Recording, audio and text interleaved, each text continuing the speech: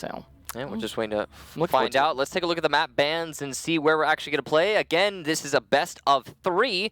So, yeah, we're using the same 7-map map pool that we have in Pro League. However, there's fewer bans, just 2 for each team, and then last 3 maps will be played. And that also means we will be following the normal LAN rules now, which means we will have overtime in a best-of-3 format. So it will not be at all like the tie system that you see in the Pro League itself. So keep that in mind. This will be much more like an actual LAN event in terms of that. So let's take a look at what they're going to be banning, though. And it looks like, boom. All right, Border, Coastline, and Clubhouse for the tiebreaker. Interesting. So right off the bat, Border, Coastline, couples. I like that map ban phase. I like that we're going to get to see a good diversity there. Yeah. We've got Border, which is, y'all know Border. It's the map for Rainbow Six Esports. Followed up by Coastline, which is just, I think, really budding in the community right now, starting to come into its own. I mean, it's been on the way for a long time, right? Yeah. But people are starting to really figure it out. It was more of an EU map, and this is NA, or US. I mean, US specifically. Sub NA. Right. But yeah, I mean, this is a good one for them to get warmed up on for Pro League as well. And then we have the 3rd map, which is Clubhouse, which is counter to those 2. It's the new. It's old but new at the same time. So we have a good diverse map pool to work with here. The order, of course, being Border, Coastline, Clubhouse, and so we'll start with I suppose the old. Yeah, no, it's definitely a good way to warm it up, right? Obviously, we will see a guaranteed 2 maps, so we will see Coastline for sure. Whether we'll see Clubhouse or not depends on how these guys play it out, but... Honestly, Noble Obey, I think we're going to see it's very the 3rd likely. map. But of course, me saying that means we will not, as is the usual. I guess we've jinxed it, but no, I do really think that we're definitely going to see that 3rd map. Noble and Obey seem really close right now. It is going to come down a lot to map preference, but cool thing about that is, yet again, best of 3. So and of course, we still have the usual operator bans and 6-pick and things like that, so we're still using that format. Right. So it will be otherwise somewhat what you'd expect, but I think you can get a bit more diversity when you have a best of 3 in terms of the operator bans and things like that. It won't be just, well, they lost the operator ban, that's it. That's okay. Well, that's just 1 map out of the 3. So should be interesting as we will get more of a diversity, I think, of operator play across this, because we will have a minimum of at least 2 maps. So that means, hey, if you get your favorite operator banned or whatever during the 1st map, no, maybe not during the 2nd. Yeah, I mean, we're probably going to go into Border, and I don't know, man. I see, judging by what we've seen from Border as of late, I'm wholeheartedly expecting to see at least 1 hard breacher ban. Yeah. Possibly a Habana, possibly a Thermite, more probably a Thermite. Yeah. A lot of teams have been favoring just getting rid of him and trying to play around your opponent, knowing more about playing without him. And giving yourself a little bit of an edge. Yeah. But who knows? Maybe we'll see Border without a hard breach ban. We did earlier today. We did, yeah. It was just now we did see that. But all that said, we are ready to go. Let's jump into the 1st map, and that's, of course, going to be Border. Ooh, I'm interested to see, like you said, the hard breacher bans here, what they're going to end up with, because it was an interesting one earlier when they were both banned. That fuse shield definitely making for an interesting series of plays. I mean, honestly, I hadn't thought about how the power of the PMM could have really changed a shield play, but probably won't see that today unless they were watching earlier and decided, let's give that a shot. But that is definitely a risky thing to do. Millennium seemed to know what they were doing. In this case, Lion starting things out from Noble. Not a big surprise. Lion's such a common ban. Not at all. Maybe now we'll see that Thermite ban potentially. I honestly, I'm excited for the prospect that we don't see him banned. Yeah, it's true. It'd be cool to have all of our hard breachers until when we go into a Border. Well, and there we go, Glass. That's the other obvious candidate if a hard breacher doesn't go. Right. So both hard breachers still in play. Guessing we're going to see a Mira Echo or a Mira Maestro. Yeah, probably just Maestro or Echo. Although it was interesting to see, both earlier. And there's pretty conventional bans here coming out from Obey. There's absolutely nothing unconventional about this ban phase so far. Your standard get rid of the things you don't like to play against type deal. Yeah. Lion, Glass, Mira, and now finally Maestro or Echo. Maestro or Echo. Probably. Pretty much, yeah. I mean, it could be something. Valkyrie, I love it. This has kind of been the one I've seen a few times as a wild card one. When it's not Maestro Echo, it's been trending more towards being Valkyrie. We're talking about Border right now, and Border is one of those maps that can be heavily influenced by just one Valkyrie cam outside. It's a bit of a box map, and you put 2 cameras outside, you could see a vast majority of where the attackers are going to come from. So yeah, banning Valkyrie makes a lot of sense. It also means that you don't have to play IQ. Yeah. Despite that, Obey will still play IQ. Well, of course. I mean, there's still a lot of other utility out of that. Definitely something you're going to get, not to mention the grenades and other ones. But Benji on that Blackbeard should be interesting, assuming he doesn't 6-pick off of it. they are also going to have the Thatcher to make Thermite's job a little bit easier, which is going to be Bosco. It's always weird to me to see Bosco not being the one on Blackbeard because he's such a good Blackbeard player. But there's definitely some faith there in Benji, who's been showing up pretty well for being the newer member of the team, I think.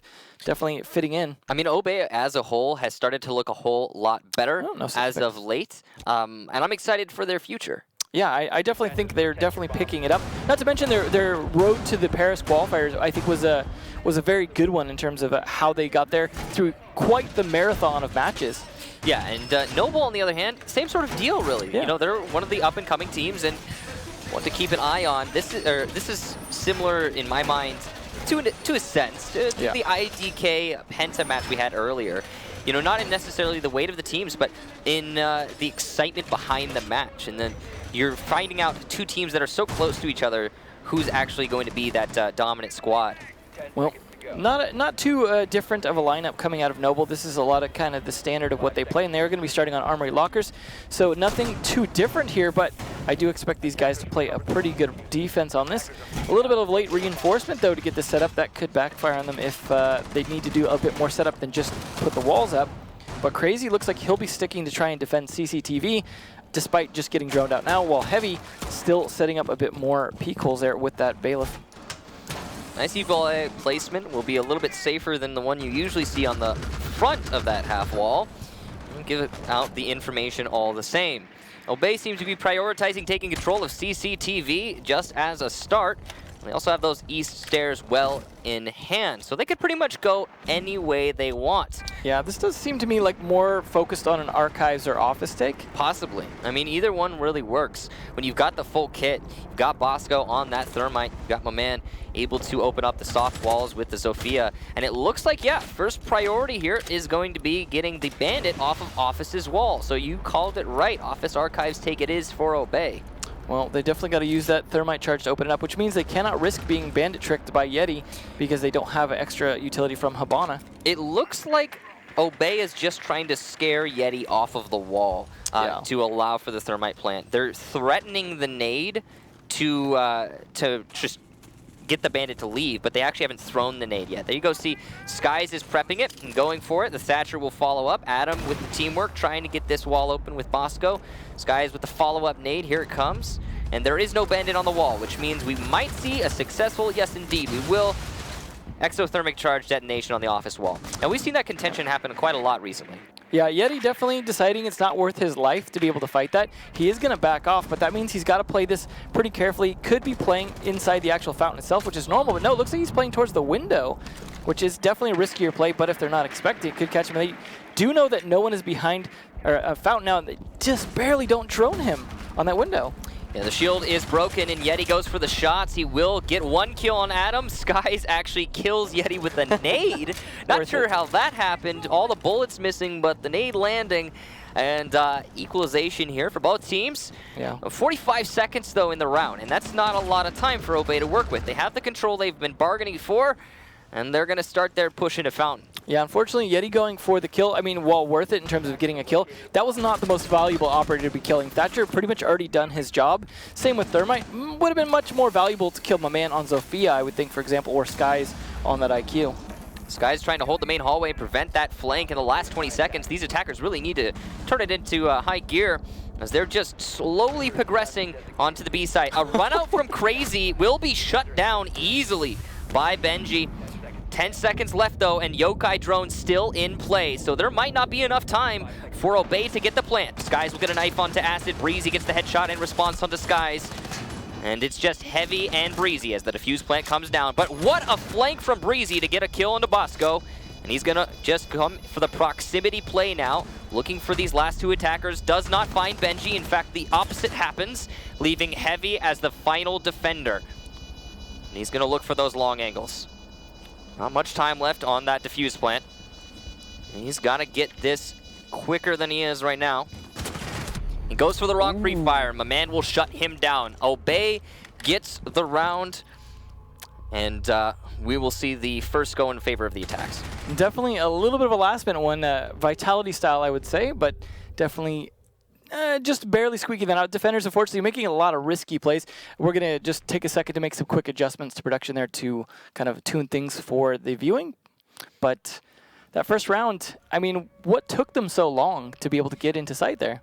Honestly, I think it comes down to what seemed like at the beginning of the round, they did not know exactly where they wanted to attack from. So Obey, they managed to take that round. I think I said Noble earlier, but yeah, Obey managed to take that round, and it was a lot closer than it needed to be. Yeah. They had to rush themselves at the end, again, because they played really slow at the very beginning, but they eventually managed to make it work just off frags and frags alone. I'm not sure what Noble could have changed there other than just playing a little bit safer, holding onto the B site. They didn't contest offices after they lost the wall. They didn't even contest fountain. So, I don't know, maybe just falling off a little too early. Yeah, definitely in the case of where they... Well, you saw Yeti at least try and contest it, but it was definitely a risky play in the way he contested it. Getting the one kill didn't matter too much. Surprisingly, they're going to go to customs for their follow-up, though. Despite losing lockers, they could have gone back to lockers. Instead, going to go with customs and 6th pick to Maestro. So, I mean, they had already not 6th picked Maestro last time, so it's not like they're doing anything new in that sense. But Yeti is actually going to be switching over to Mute and letting Acid take up the Bandit role. So we'll see if that matters. Otherwise, the same attacker lineup coming out from Obey, because it was a good versatile one, and that's what we're seeing a lot from teams now, is just having a standardized lineup unless they know what the bomb spots are going to be or feel like they need to make some overall adjustments to utility. They're pretty much sticking with what they like and they're comfortable with. You want to be able to flex, that's for sure, but having reliability is also really important.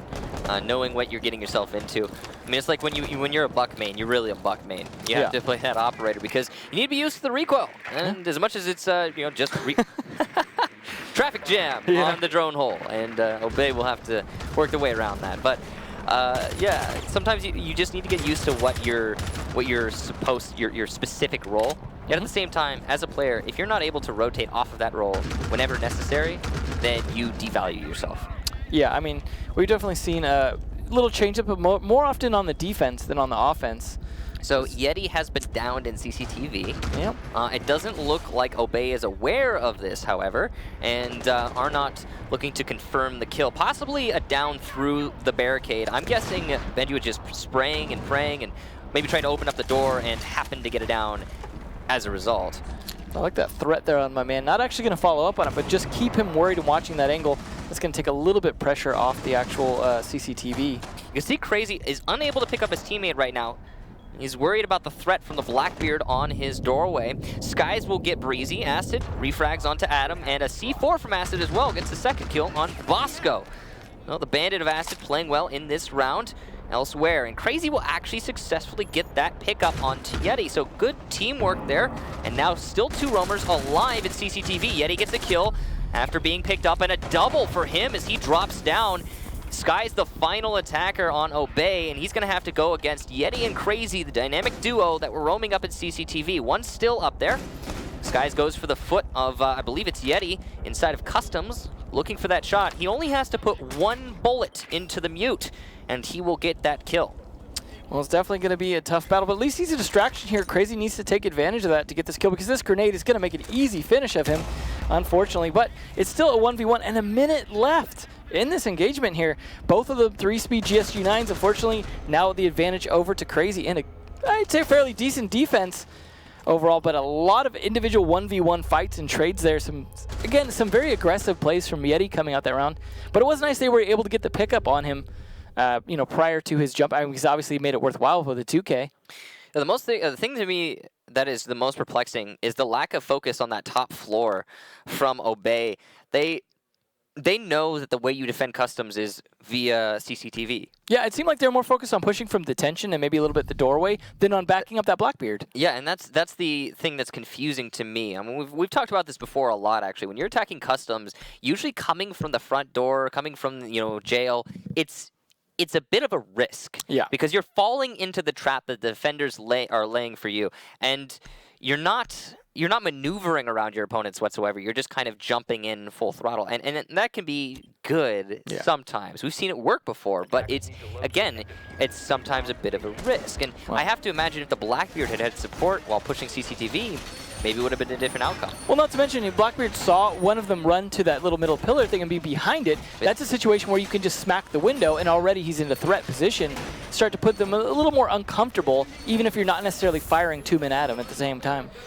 Either which way about it.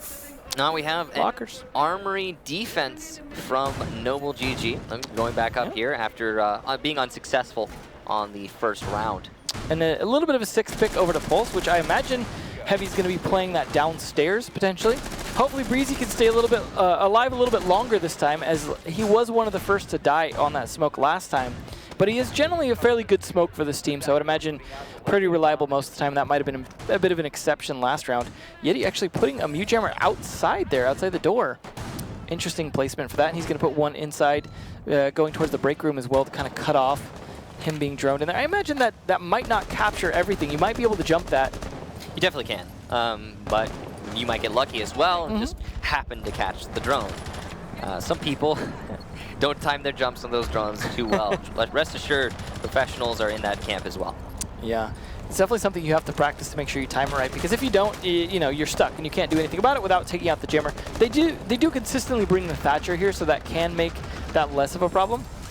They are going to pressure a little bit from the opposite side towards East Tower, but my man already just storms in and kills Yeti. You know, jammers did not save his life there.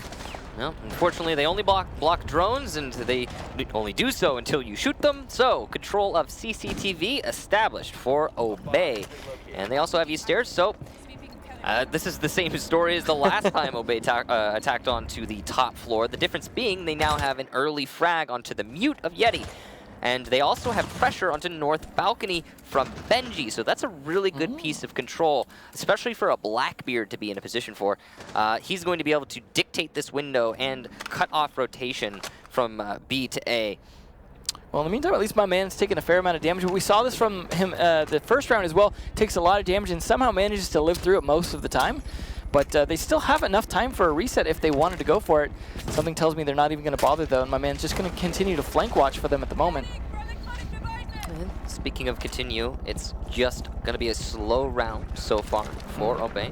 They have the control they want. They're gathering information. They're looking for that push. And well, this time not from the office's side, though. Yeah, they've made the choice. They've made the rotation. They're going to go for that Armory wall. You can see that it actually might have been the wrong call, as Heavy has positioned himself properly to deal with Zofia. Wow. Easy headshot onto my man there. Great positioning from Heavy, the pulse downstairs. And moving on from that, he can now C4 from below once the inevitable push does come into the site. Definitely good play from him. I mean, setting that up, being prepared for that ahead of time, knowing how they were going to attack the batteries, that was definitely smart play. In this case, of course, they didn't have the batteries. It was just mute jammers to jam the wall, which, of course, they only need one to do. But they did manage to get the wall open regardless, and Smoke has already burned a canister. Oh, all three. Speaking of Smoke, he's playing proximity on the wall. Ooh, no. Benji checking the wrong angle, and Acid is allowed to get a kill, and a double to follow it up. Adam taken out.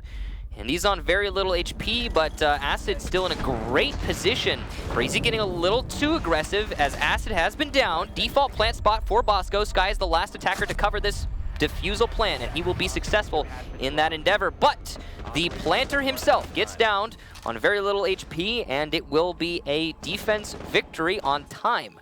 Time management, once again, unfortunately, a big problem here for Obey. They seem to be struggling on it. They're managing to even get some early picks in CCTV control. They just can't ever seem to turn it into a fast execute, despite the fact that they, in theory, should have been able to deal with that mute jammer with a single Thatcher, because they didn't need to really have any tricking or anything like that, because they'd already killed Yeti. Had they known, of course, there was no bandit, it should have been a fast open, which it seemed like it didn't take too long to get it open. They just couldn't follow that up with actual pressure. It was such a slow attack. And yeah. You were absolutely right. It's that time management. It's confusingly slow because on the upside, they did bait out all three smokes, though. They did do that, yeah, absolutely, and smart play, absolutely. But when you have the control, you need to make the push. You can't just wait. You need to do the arithmetic in your mind. How long are those 3 gas canisters going to be able to delay you, and do you really have time to stall out for each and every one of them? In this case, the answer was no, and no, they just needed to make a push. And I'm not sure if they still had yokai drones or not left, but they still had Echo alive, and he got at least 2 kills just with his gun. So, you know, regardless without the regardless of them not having smoke canisters, they still had potentially yokai drones left, and that was going to give them the ability to do more delaying outside of just using their guns. So definitely a good round though for defense. But Skies 6 kills and yet still only 1 round win for them. Kills alone are just not doing it for them. We will be seeing events for the first time here as their first attempt downstairs at having done both lockers and customs. It's weird to see events coming out for the 4th round, yet customs coming out for the 2nd. So definitely trying to play things a little bit different. But we have seen Noble doing that, for example, on Oregon. They would play kitchen or tower early. So they seem to like to kind of get those out of the way earlier on. We'll see how this attack is going to go down on this. So they did 6th pick over to Castle to give themselves a little bit of surprise on that. They're also playing some other different operators. Yeti is going to be the smoke this time. Acid's going to be on Ella, and Breezy, instead of being smoke, is going to be on the Legion. So they've definitely shaken things up, but nothing different coming out of Obey just yet. Slow take, same as usual. CCTV control, the first point of focus. East Stairs is thwarted by Heavy with a run out. Oh, Heavy unfortunately cannot land any of those shots, and he's almost dead now at this point. Should be easy to finish him off, potentially with a grenade even if they have any nearby. It looks like Skies will. But Skies is definitely going to be going for potentially a window open, I would hope at least. We'll see. All right, Claymore though in a good spot. Could save his life if they go for that flank there, but they're not bothering just yet. But Skies, there's the finish on to Heavy. Easy kill there for Skies. Now control over those offices is starting for Obey, but as compared to the past, they have not been nearly as efficient in this take. No, we've talked about their time management. Oh, Adam's going to drop, so he's outie 500, and we'll see this continued play out as a 4v4. Yeah, that's definitely an unfortunate position. Hopefully they didn't need any more of those Thatcher EMPs, but it was the case. At least we were a minute and a half into the round before it happened. So, I mean, that means obviously no rehost, but it also means that hopefully he'd gotten some job done there on that progress. But it is still just a 4v4, and my man, again, at low health for some reason early on. Slow challenge here for Obey. They're just looking for fights. Good job with that goo mine there. It's still an attack onto the bottom floor, and we've got a minute left, and Obey hasn't really done much with it. They're going to start to move their way to Tellers, which will allow them to thermite their way into the A site. But they actually have to make it there first, and it seems like it's going to be a very difficult push. Well, definitely going to be a slow push again as usual, despite the fact that they still have plenty of manpower to make this happen.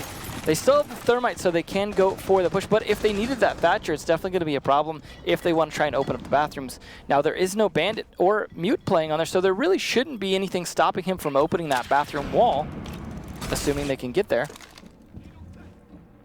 No castle barricade left on that door, but there is still the one on the bathroom that they have yet to take care of. They still have Zofia alive. Up. There we go. It is taking care of things to my man, who opens up that wall. It was actually soft, so they didn't even reinforce the bathroom side. Easy bathroom control for Obey, and now they need to start their push onto the site, but they don't have vertical, which means they're going to be worried about that pressure from above. Skies alleviates that somewhat before getting a double kill as he drops. Bosco will get Breezy as well. Yeti shuts down Skies. Breezy with a good mine kill onto my man, but the last defender is Yeti. With so little time, if he's able to, nope, not he cannot stop the defuse plant. So it's going to be a retake now onto 2 full health attackers with the diffuser planted. And being upstairs in this situation is very much to your detriment. It's going to hurt this smoke as he starts to retake. Looks like he's going to try and use the smoke as cover. Actually kind of working here to an extent. That does force Thermite out of the room. And unfortunately, the drone, though, is going to confirm his position. Still not a ton of time left for him to get 2 kills and make this work, especially when they're at full health. Not looking good for Yeti on this round, but he's going to give it a solid effort. Unfortunately, Bosco shuts that down quick. Well, looks like we're going to have to go for a quick rehost, as Adam did not return to the match before the round ended. But a nice attacker victory there. Now that brings it to a 2-2 scoreline for these guys. Both of them seeming to go down to the very wire at the end, mostly on time when it comes for Obey, though. Yeah, it seems to be they have a struggle when it comes to watching that clock and knowing what they need to get done and how quickly they need to get it done. Yeah. Something they're going to have to work on, I'm sure, moving forward. Now with this rehost, they have time to think about that. Yeah, I imagine it's going to take some time to kind of put back in the match data and things like that, get it back up. But in the meantime, like you said, they're going to have to think about what they could do to execute a little bit faster because they're bringing the same operators every time, and it's just not seeming to bring the speed. It seems to bring a pretty good fragging power in terms of they tend to have man advantage towards the end, except for we are seeing some of those nice double kills from Yeti or Acid just coming out all of a sudden, and that's evening things up a little bit. But otherwise, they're not turning their man advantage into a win the way we see Vitality do in those last 20 seconds, for example. Yeah, you need to be more assertive. When you have the initiative, you need to seize it and continue to hold it and just push forward. Because if you get a kill, you get an early pick, and you don't follow that up with some amount of control, I mean, it's like, for example, when you get a down on a defender inside a CCTV and you leave him down, whether you know it or not, I mean, drone that out. Yeah. Find out what's going on. Get some information on your situation so that you can act upon it.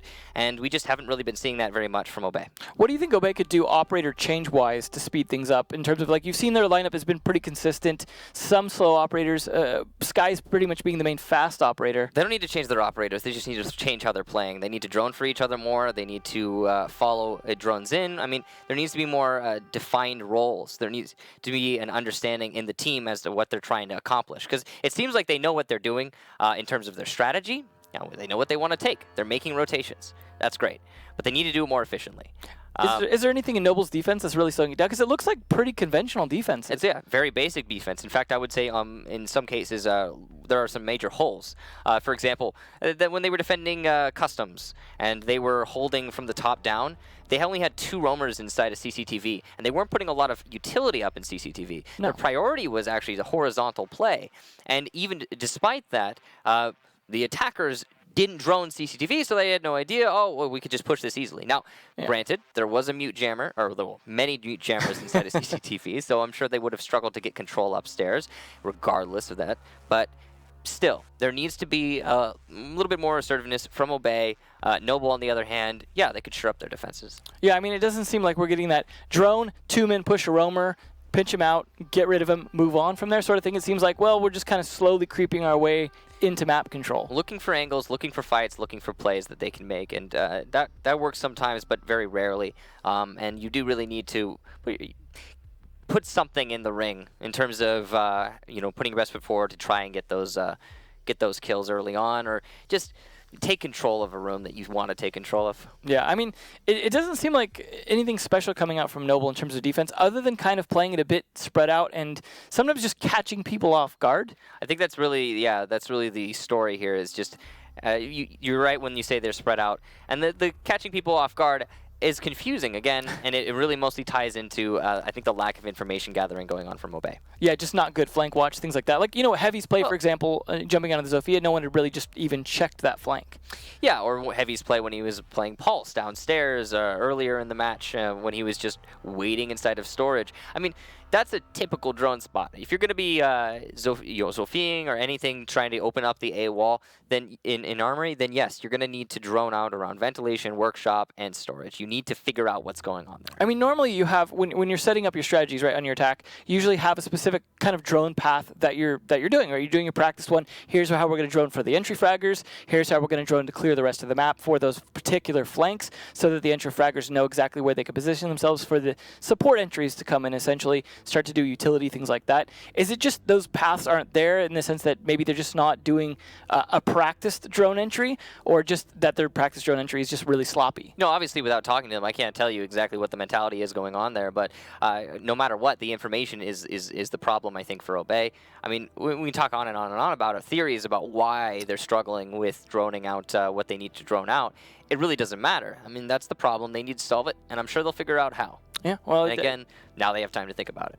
I mean, I wonder, too, if maybe they could just be pushing in quicker into certain areas in terms of the areas that they are droning successfully, and then turning that into more map control, potentially faster, because they have that secured. I mean, you see them get CCTV fairly easily, but I mean, I don't know. I mean, it looks like we were about to get back into the game. Unfortunately, Bosco was not long for this world. No. And we are back again here to think more, to ponder why it is 2-2 right now. And that's all we really can do. It's been a close match so far. There's been some interesting rounds, but for the most part, yeah, it just seems like Noble has a all-right defense that they've established. They've got the basics down. They're not doing anything spectacular, like you touched on earlier. They're not doing anything out of this world, nothing new. On the other hand, Obey, are really struggling to drone out what they need to drone out before they make those pushes. Or at least that's how it seems, right? Yeah. Because you watch a Blackbeard, for example, linger on the doorway to CCTV cafeteria for a solid minute and a half, and there's a downed player in CCTV the whole round. Yeah. And you gotta think to yourself, why doesn't someone just drone him in? Why isn't there another person on that door droning him in? Or why isn't there two people on that door, one drone or entering with a drone, and the Blackbeard holding the long angle for the rotation? What's the thought process going on there? I mean, and granted, there were a lot of other things going on. It wasn't like it's not like Obey sitting on their hands. It just seems like they need to focus a little bit more on one thing at a time. Yeah.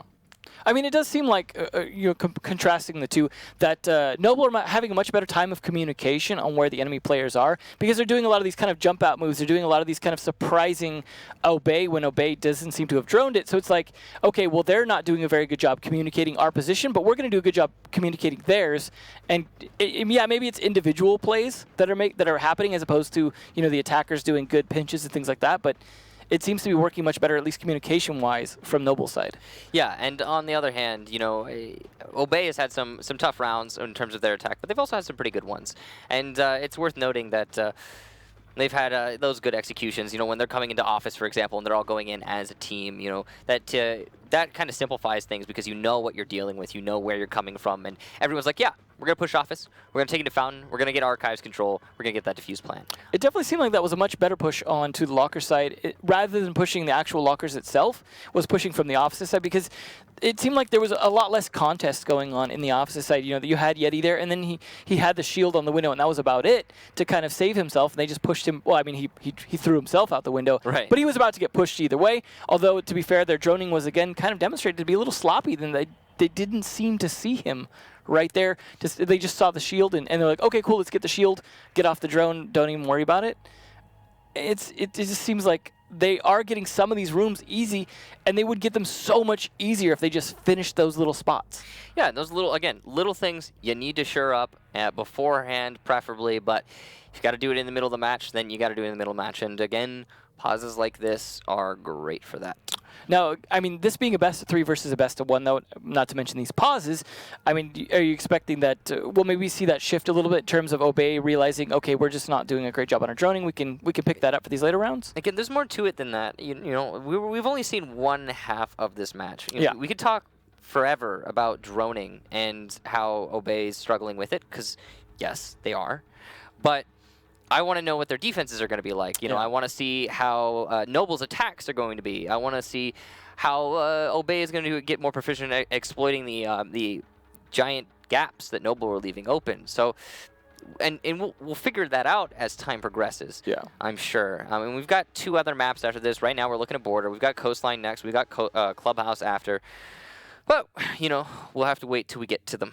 I mean, based off of this all, and if their style of play continues, I do feel like Obey could have a better job, or an easier job attacking on Coastline, just because it seems like roamers struggle a lot more on that map in terms of trying to stay hidden longer or be able to get those late flanks. It's inherently difficult to stay hidden on a map like Coastline because you're dealing with a situation where you've got a giant hole in the middle of the map. One that you can't cross easily. I mean, there's a kind of big hole in the lobby of Border in a sense, but it's one that isn't super open to a lot of the attackers necessarily. Yeah, okay, so if you took Border and you cut away all of the stuff surrounding the open area on the roof, and then you maybe cut away some of the clutter on the hallway upstairs, and maybe took away the railing as well. A lot of remodeling happening. That would be similar to Coastline, and it would probably really imbalance the map. So close to being the same though, otherwise, right? No, but we have yet to see a bit more of the rappelling into the lobby itself, but this doesn't happen often. But it's interesting that we've noticed it more now. Some of these teams using it to kind of get the peeks into CCTV, get some angles in there, sometimes for buck play, sometimes just smashing holes into the wall. I mean, is that something you expect we might see more of because it's been somewhat successful? No. I mean, it's definitely it's an odd play, and yeah, you're gonna see it from time to time, but I don't think it's gonna become common at all because it's so easily countered. Yeah. All that said, ladies and gentlemen, we're gonna throw to a 5-minute break. We'll be back shortly.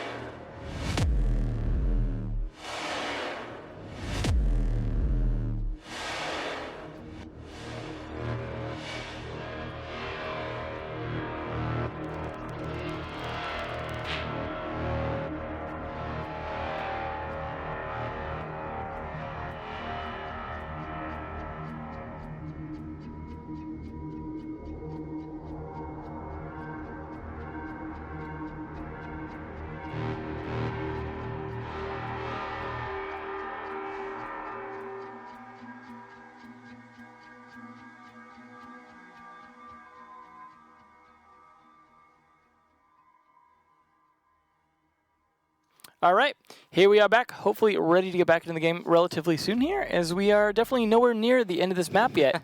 2-2. We just got started. Yeah, we definitely just got started. But we have seen 2 successful attacks, 2 failed attacks, unfortunately, mostly due to time.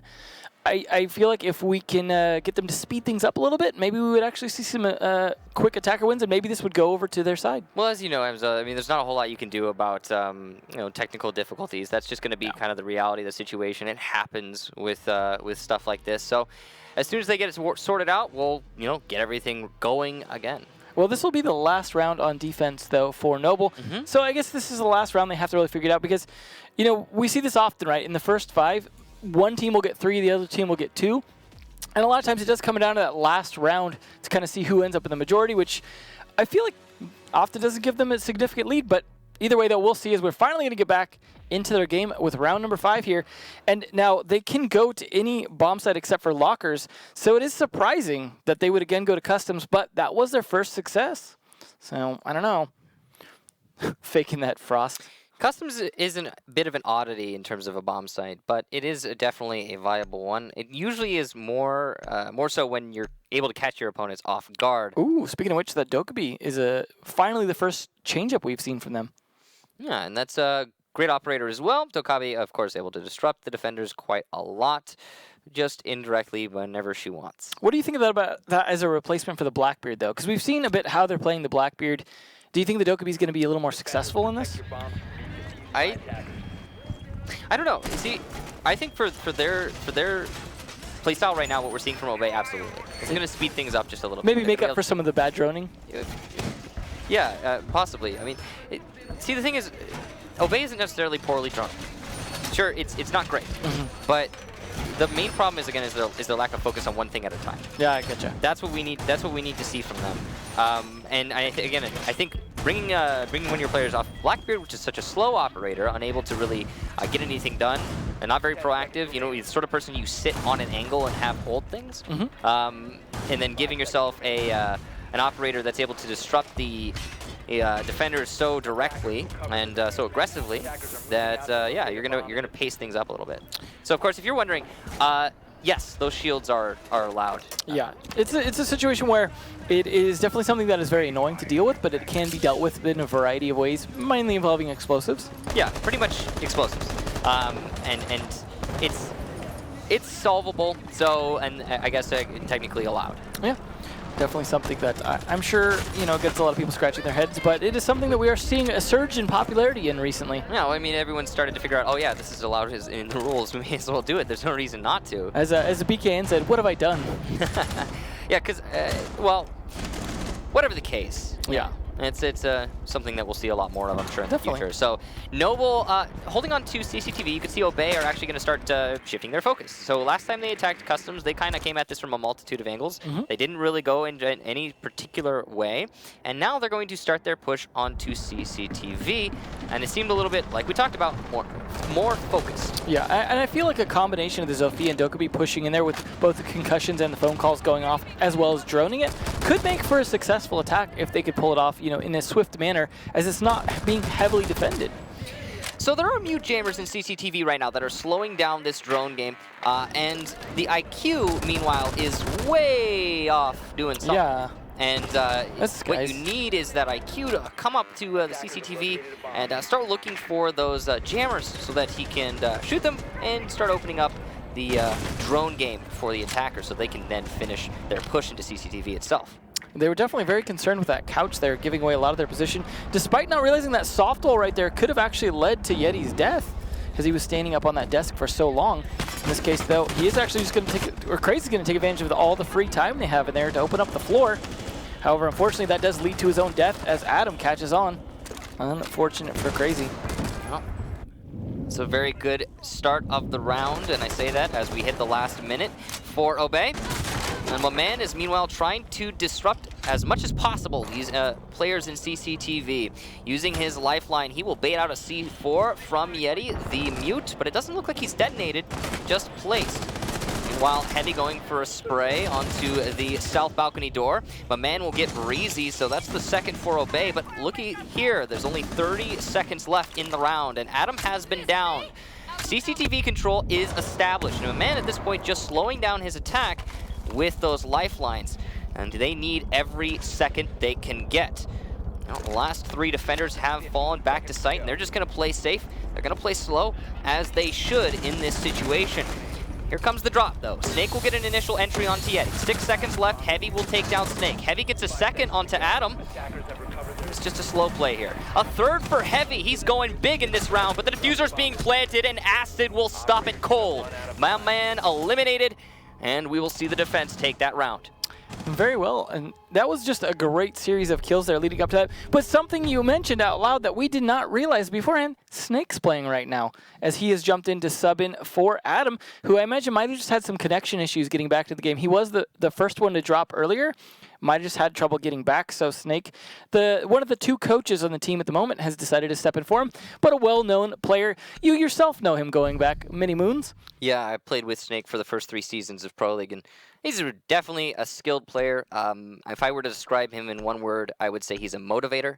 A motivator. A motivator. Definitely. I think I've seen him playing with others, and just the way he kind of tries to rally people. Whether it works for you or not, it is. I imagine. I wonder if he's going to be bringing that into this game, though, even though he's not necessarily the IGL.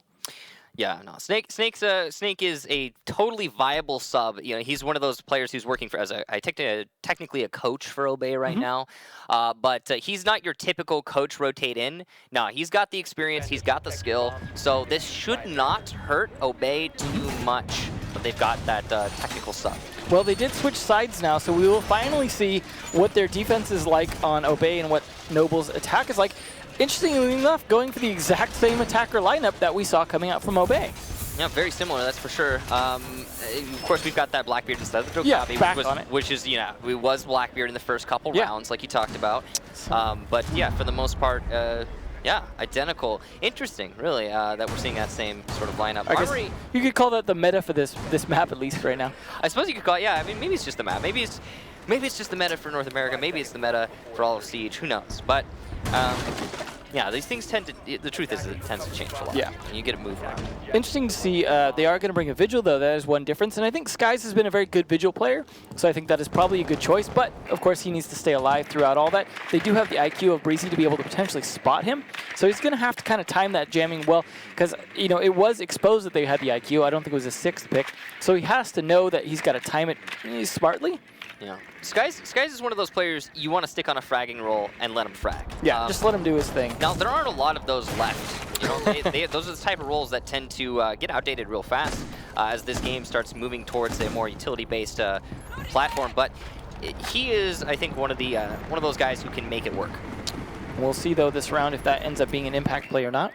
It does look like Adam is actually back in, so I'm trying to think now who did get switched out for Snake. So I must have misread the names there.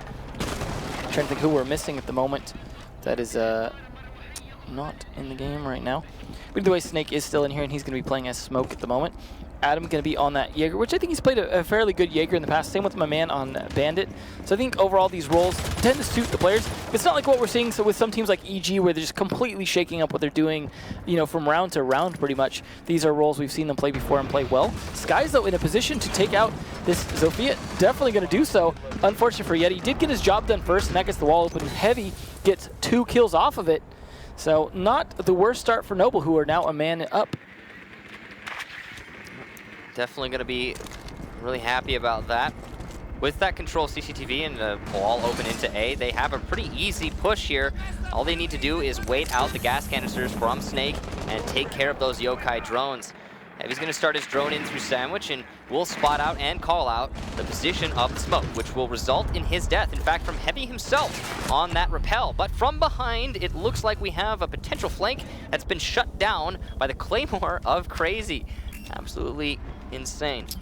Did not expect that to happen. The yokai drone, however, on the final defender, able to deny the plant for a couple seconds, though that's not going to be enough.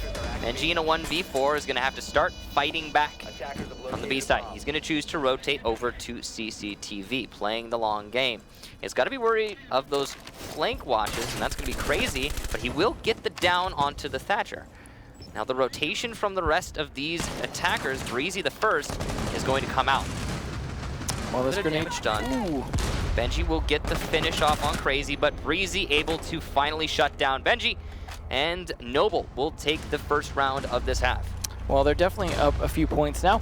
And I crunched the numbers and realized it was Bosco who's missing. So that's unfortunate because Bosco is definitely one of the strongest players on the team. Now, that's not to say there aren't other good, strong players on the team and that Snake isn't a good replacement, but it is unfortunate to lose a player like Bosco. Now, we saw Adam drop the first time. Bosco dropped right after the rehost. So again, I still imagine it might be connection issues. I know there's, sometimes there's some variable weather across the United States. Could be a factor as well. But either way, they did, I think, fairly decent that round, but the attack from Noble seems to be a little swifter than what we were seeing from Obey. Yeah, it absolutely was. It's just a little bit more efficient droning, and it seems like Noble knows what they want to accomplish with their attack. So if they say, for example, hey, we want to push the A wall, then they take CCTV control, they open up the A wall, and they start their push. They repel one on the sandwich, and it's that simple. If they need to take control downstairs, then I'm sure they'll divert players to that bottom floor to start working on that control. But they're not overcomplicating it. That's the point, and that's why they've made it to 4-2 right now. Good position to be in. It is unfortunate, though, that Skies wasn't able to catch that Zofia before opening up the grenades, or taking those out, rather, so they could open up the wall. Situations like that might have really changed the outcome of that round to an extent for them, because like you said, with Noble kind of having their checklist and just moving through exactly what they want, anything that they could slow that down would probably be a big benefit to Obey. But nonetheless, I mean, at least he still got the kill, and that was one less player on the board. We'll see, though. They are going to be defending lockers again, so if they can stick it out this time, that will be good. Now, keep in mind, we don't have ties in this because this is, or like normal ties, because this is not a best one. So if it does somehow get to a 5-5, that means we go to a best of 3 over time. So first to 7 would be the winner. But in this case, it's looking maybe a little less likely with the gap that we have and how well Noble have been playing, even on these first attack rounds here. Yeah, the Noble play overall just seems more synergetic. They seem to be working with each other very well, and they come at this in a good fashion. We'll see if they're able to keep that up. Well, we do at least get to see some of the droning here in this case in terms of establishing whether or not East Stairwell is being taken. And he actually does catch Skies on the Elihu 6 picked away from that Vigil. That means Skies is going to have to relocate and try and play his roam a little bit differently. But this is some good efficient clear of CCTV, jumping on in and doing exactly what needs to be done. But unfortunately not finding anyone to get the kill, just going with the gadget search. Yeah. Now, okay, so we've got control of CCTV so early on here as compared to prior rounds. Just a minute to get that. Very efficient from Noble. Yet again, that's the conversation it keeps coming back to when referencing their attacks. Very efficient. To be fair, though, it doesn't look like Obey really want to contest it, though.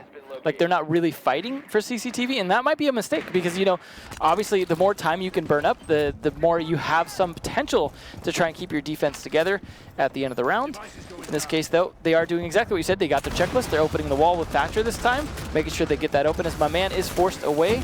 And now Snake, unfortunately, cannot do some damage here, and he's actually taking quite a bit himself, which is not good for the Smoke, who's now, well, dead. Heavy with the long angle from the north balcony. He's been playing this a lot, and he's been doing some great work as well. Having that little X factor of someone behind the push is always going to help out when you go for the actual push in through the A wall. And there's still lots of time for Noble to make that happen as well. They're not in any particular rush. Breezy goes for a nade, and he will get my man. Well placed indeed. Well, definitely huge advantage. You see the Yokai drone still in place, so that could delay this push, but with a minute left, I think there's a very good chance that any more frags here will make this nearly impossible for Benji to save. They do find the Yokai drone as well. Unfortunately, it's on the other side of a lip. Poor timing there from the Blackbeard of Heavy. He's not able to secure the kill onto Ella as she vaults into the hallway, but I don't think it's really going to matter much. As you can see, Breezy able to get rid of that Yokai drone, and that'll, if nothing else, help with the information game and allow for Ass to go for that plant. Skies gets one, goes for a second, cannot land the shots, and Breezy equally cannot land his own. So it's a bit of a standoff here. With so little time, though, Obey are in the driver's seat, regardless of that man count. and all they need to do is delay this a little bit further. The run out from Skies, and the shield actually going to counter him. He won't be able to run back inside due to that shield on the window. Adam will get acid as he attempts to push in through the breach. Breezy refrags though, 2 for him, and he's going to go for that defuse plant, leaving Skies in a 1 versus 2. He's going to have to clutch hard to win this round. He might be able to stop the defuse plant, and he will! Obey! And Skies in particular clutch out the round. Skies, I mean, I don't want to give him too much credit, but single-handedly saved that round. I mean, all of his plays, they were going to get the plant down early. They were going to be able to just push in and hold it, no problem. There was no one to contest them, no smoke or anything. He gets the kill on the plant. He gets the kill after that. He jumps out the window, gets trapped outside, and still comes back up to clutch it in time. Just, that was a stellar round for Skies. You know, just... I feel bad for the rest of the team, though. Unfortunately, not able to really do anything against that attack in terms of slowing it down. I mean, at least there was one yokai drone to help Skies out in terms of trying to stun when he was going for that other play. But nonetheless, a good save there for Obey, who are now not as far behind, but that was a very close round for them. And I imagine Noble are going to have, again, a good attack. But that means they have to switch off lockers now and go down to vents. Ventilation Room Workshop, still a very viable site. And especially you got Skies on that pulse. He is absolutely vicious on the pulse. And being able to play the vertical game using that heartbeat detector will call out a lot of information, I'm sure, and potentially even get that C4 kill from below, of course. Now, we also see a castle being brought by Benchy. We've seen a couple of interpretations of how to bring castle or use castle on this floor. For example, you can try and anchor up those operators on the top floor, help your roamers upstairs, or you can cut this map down the middle on the bottom floor. And that's, I think, the more common strategy that you'll see the castle use. For example, the bathroom door, the door into the main hallway downstairs, and a couple other places. I mean, just in general, you're likely going to see just a kind of a cut down the middle. But who knows? Again, Benji can pretty much put it wherever he wants, and we'll see what he decides to do. We are seeing our first sledge as well, a little bit of a change-up from Yeti. I talked about this before. It surprises me he played so much Buck in the past. And you were saying earlier that when you're a Buck main, you kind of tend to play a lot of Buck because once you learn the C8, you're one of the few people who can control it well. It's interesting that he switched over to Sledge instead because those are very, very different guns. I mean, most of the time you're going to be using the SMG-11, I would say, indoors, right? But it's very, very different styles of play to accomplish similar things. I mean, do you feel like that can translate over? Well, you know, I mean, you're not locked into any operator, right? There's always ability to flex, and yeah, absolutely, things translate, and your basic skills in Siege never really change. I think your operator is really just your operator is a key. Your operator is key to the series of locks that the defenders have established in an attempt to slow you down and deny you access to the objective. And you just need to pick the right keys to open the locks. And sometimes you'll pick right, sometimes you'll pick wrong. You know, sometimes being rigid and reinforcing your key will let it not break as much, but sometimes you need to just pick another key. A skeleton key, potentially? Either way, though. What you did there. Yeah. Well, they are going to get the wall open again early. This time a little bit more of a crouch height, but still open. This time, though, obviously they're playing a bit different positions with Heavy, but he's still just as effective, even walking inside. May need a reset at this point as he is a bit lower on health, but you saw how effective he was in pushing when they were upstairs. This time, though, he's going to do a lot of damage downstairs, and they have a lot of top floor control now. So this is slowly whittling away against Obey, but to be fair, they still have Foreman left alive, and as you mentioned, Skies on that pulse could be a big game changer because he could turn that upstairs control into a C4 kill, potentially, if they'll stand still long enough for him, but instead he's a bit more concerned about slowing down those drones. Yeah. So important to do that, deny information as long as possible. See a lot of jiggle peeking there from these guys as well. Seem a little antsy for the stack. They're expecting a bit more of a counterattack than they're getting. Fortunately, he did not pre-open that window like Heavy did in the previous round. Just goes for the pre-fire, catches one midway, and unfortunately that ends his life. Acid going to be able to plant the diffuser as a result. There is no cross distraction here from the defenders after losing Skies, and that's going to result in a very easy diffuse plant in the B site. Now a 3 versus 5 and a forced retake. It's not going to be easy for Obey to get this round back in their favor, but they will start off well with a, well, the opposite of well, I suppose, with a kill onto Snake Nade from Obey. C4 going onto the front door. Adam's going to get 1, but he's still got to go into the site, and he will get 2. The Thermite taken down. So Breezy and Acid no longer with us. Yeti's still above, but he's eating some bullets from below. Crazy's still above 2, so he's going to be able to deny the diffuser even if his teammates die. It looks like we're seeing a stick here, but it's not going to happen. Heavy locks it up and takes this round in Noble's favor. So we see 5 rounds to Noble. Definitely looking good for them. Not just off of the round count alone, but it just seems the confidence in terms of the way they're playing. Like you said, they're playing very decisive with a lot of force. They're not always getting their objectives done exactly when they want to, but it seems like everyone's doing their job and dying after they do it, when they do die. It's never a situation where they're like, oh, we lost that guy, now we've got to completely rethink what we're doing. He didn't get his job done. It just seems like they check the boxes quickly, and because of that, if they do die or they lose a man on the take, they're already a step ahead and ready to make up for that and able to get the plant down. A lot of it, to me, just comes down to, we discussed it earlier, we talked on it earlier. It was actually that information network that's really just seemingly non-existent for Obey. Yeah. I mean, when Skies is playing inside of stock, right, he heartbeat detects 2, 3 operators outside his window. Now, it did not look like Skies said, hey, team, we've got 3 guys outside front door, rotate. No, he's just thinking, how can I kill them? Well, that is as may be. I mean, it could be he said, he called out the information. It could be that he's just looking for the frags. We don't really know. No. But the way it looks like, from our perspective, when we don't see that rotation, when we don't see how, yeah, okay, it's clearly a B take, they know it's a B take, what's happening here? Why are we not seeing the commitment to holding the site? You see that heavy on double digits, too, after a rehost. Yeah, absolutely. That tells us that there's some information being lost for Obey. Yeah. And it's something they're going to need to work on. It's obviously going to take some time, and maybe it's not as bad as it looks, but maybe it's the acting on the information that they do have. You know, regardless, you know, we'll see how it plays out. I mean, you would think the coach coming into play would help with that, right? I mean, maybe, yeah. He had to have been watching the previous, rounds and been like thinking, okay, what are they doing wrong? Maybe even listening to us. You never know.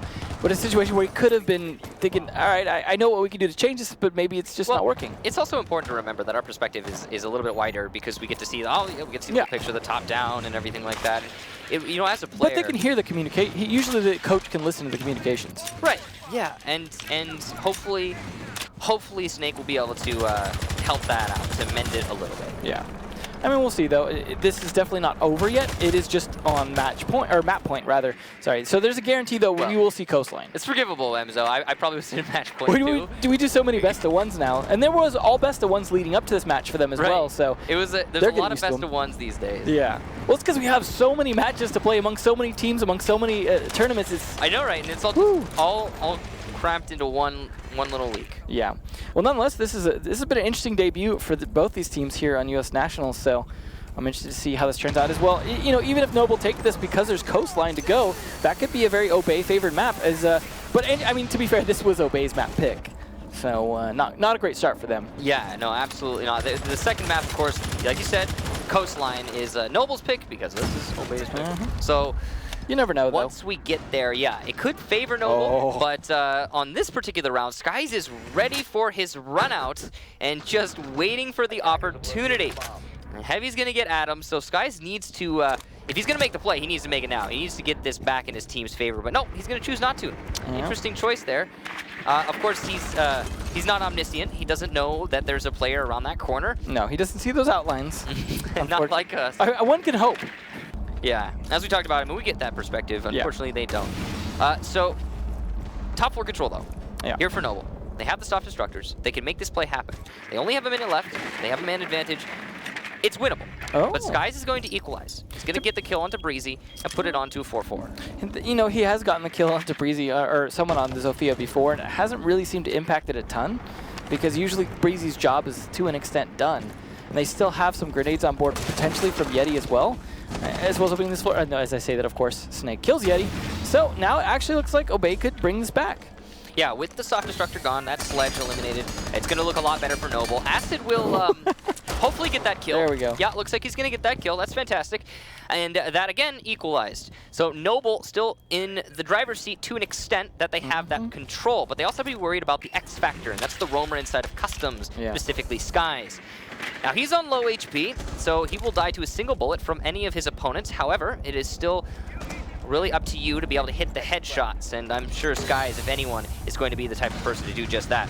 Here comes the push, though. 10 seconds left. Benji gets heavy, so there's a one-dimensional push now coming out from Acid, who gets eliminated. Crazy refrags, and Benji now the final defender with one down on the floor. A clutch from Crazy, 1v2, and it will be Noble to take this first map.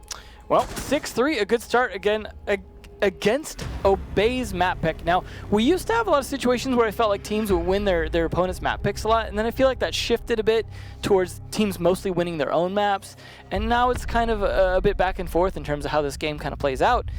But that's a good start for Noble, who, like you said, had a bit more confidence, a bit more kind of straightforwardness in the way that they were playing in terms of succeeding with what they were trying to achieve. Going into Coastline, a map that they picked, I imagine they have probably a little more robust checklist in terms of like, we know exactly what we're going to be doing. So we'll see, though, if that ends up being the factor in Coastline. There's also some really standout performances. Heavy individually played really well in that match. And I mean, the main thing for me, the only thing I could take away from that is the coordination between on Noble's side. They really seem to have it down pat. There seems to be some kind of disconnect happening on Obey. It could be the information gathering. It could be the understanding of the information. It could be the inability to act on the information. But something's going on in their information network, and it's something they'll need to work on and moving forward. I mean, it'll be interesting because Noble will be starting defense on Coastline as well. And we saw that working out fairly well for them in terms of them. I mean, yeah, they got the 3-2, and it wasn't like a 4-1 or anything like that, but it was still, I'd say they were playing a very good defensive game. Would you say that, and I know it is, of course, their opponent's pick, but do you think that Obey is going to have a better time on Coastline than they just had on Border? Well, like I said, for the reason I said earlier in terms of dealing with roamers, I think potentially because most of the time you can get rid of the roamers or pinch them out a lot sooner than on Border, just because Border, I feel like has a bit more flexibility. I can't pinpoint exactly what it is outside of the courtyard that really changes that, but I've seen so many strong roam attempts on Coastline shut down so early, even just 3 minutes on roam, playing all over the map, somehow shut down by coordinated teams very quickly. Because it's a little less friendly to that, I think maybe Obey will have a better time of it on that, assuming they can drone well and communicate to an extent. I think it could be easier on that attack, and maybe that will give them some momentum, in which case then maybe it will go swing back their way, and maybe we will see Clubhouse.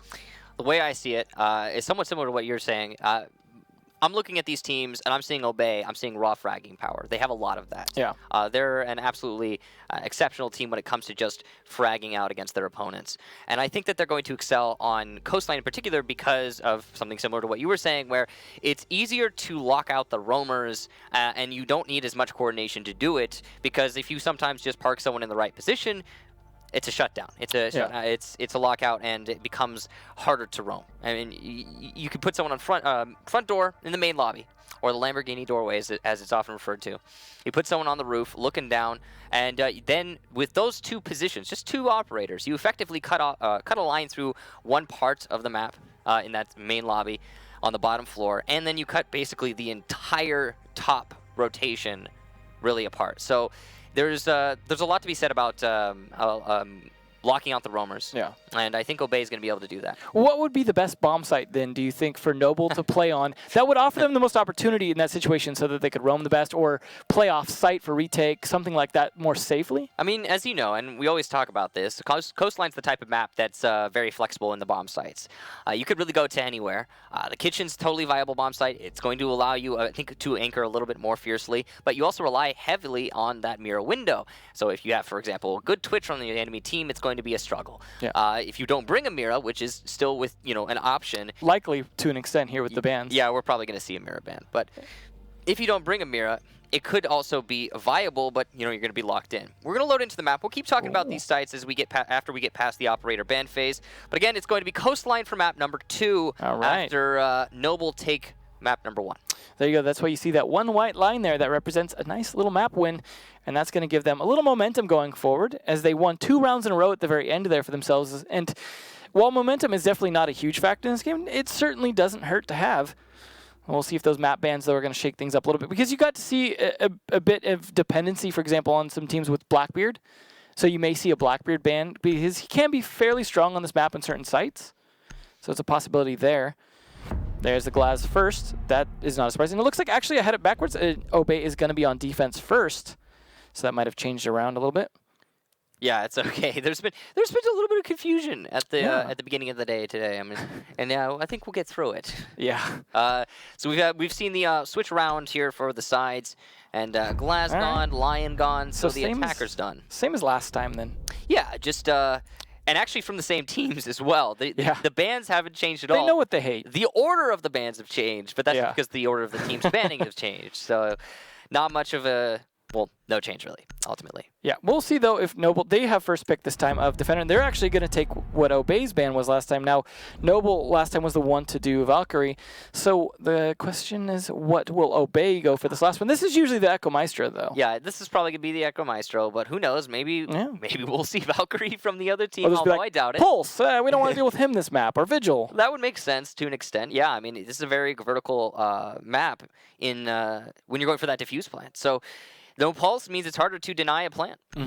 Now, we're about to find out, though. I think it's more sensible to get rid of the Echo or the Yoke, or a Mute. All right, why don't you just keep things interesting? Maybe they didn't like how Yeti was playing Mute. Yeah, I was about to say, I absolutely love this from Obey. So we were actually talking earlier about, we were talking about a couple things. First of all, the drone game, as you were talking about, I was talking about as well.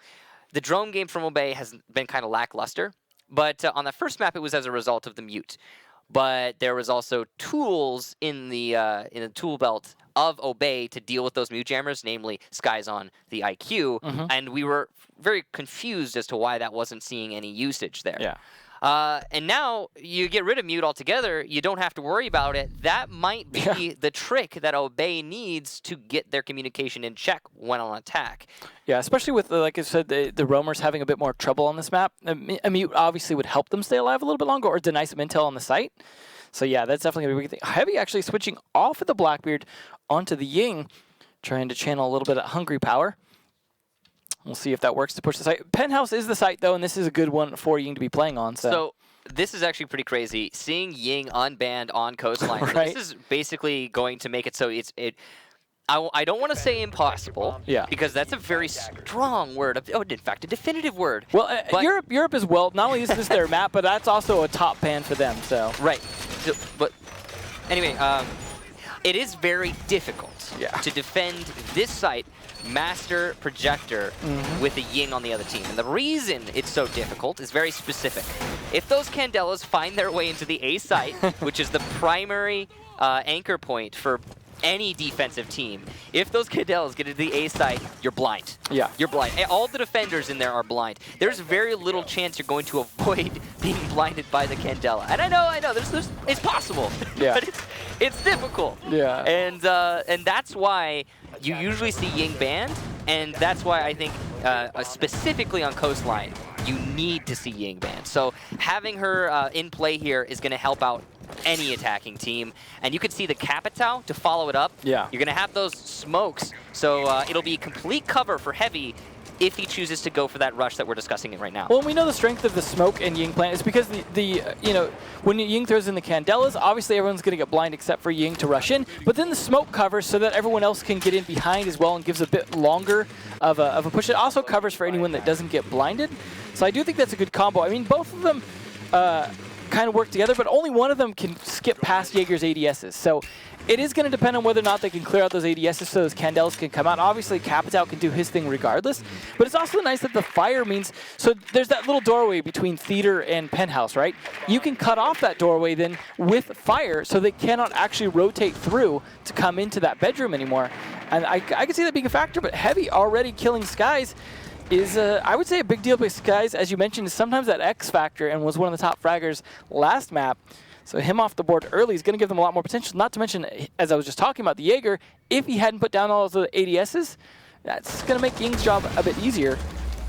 So Thatcher on the wall in VIP. Yeti will cover Benji, who attempts to active Bandit trick, and now you just have a simple case of push into B and plant Diffuser. Yep. All the utilities still in hand for Noble. Meanwhile, Obey at a distinct disadvantage, lacking in their fragging power. Well, definitely looking good for Noble to start out here, as they have yet to take any damage, and they've gotten 2 significant kills on both of the 3-speed GSG9 players.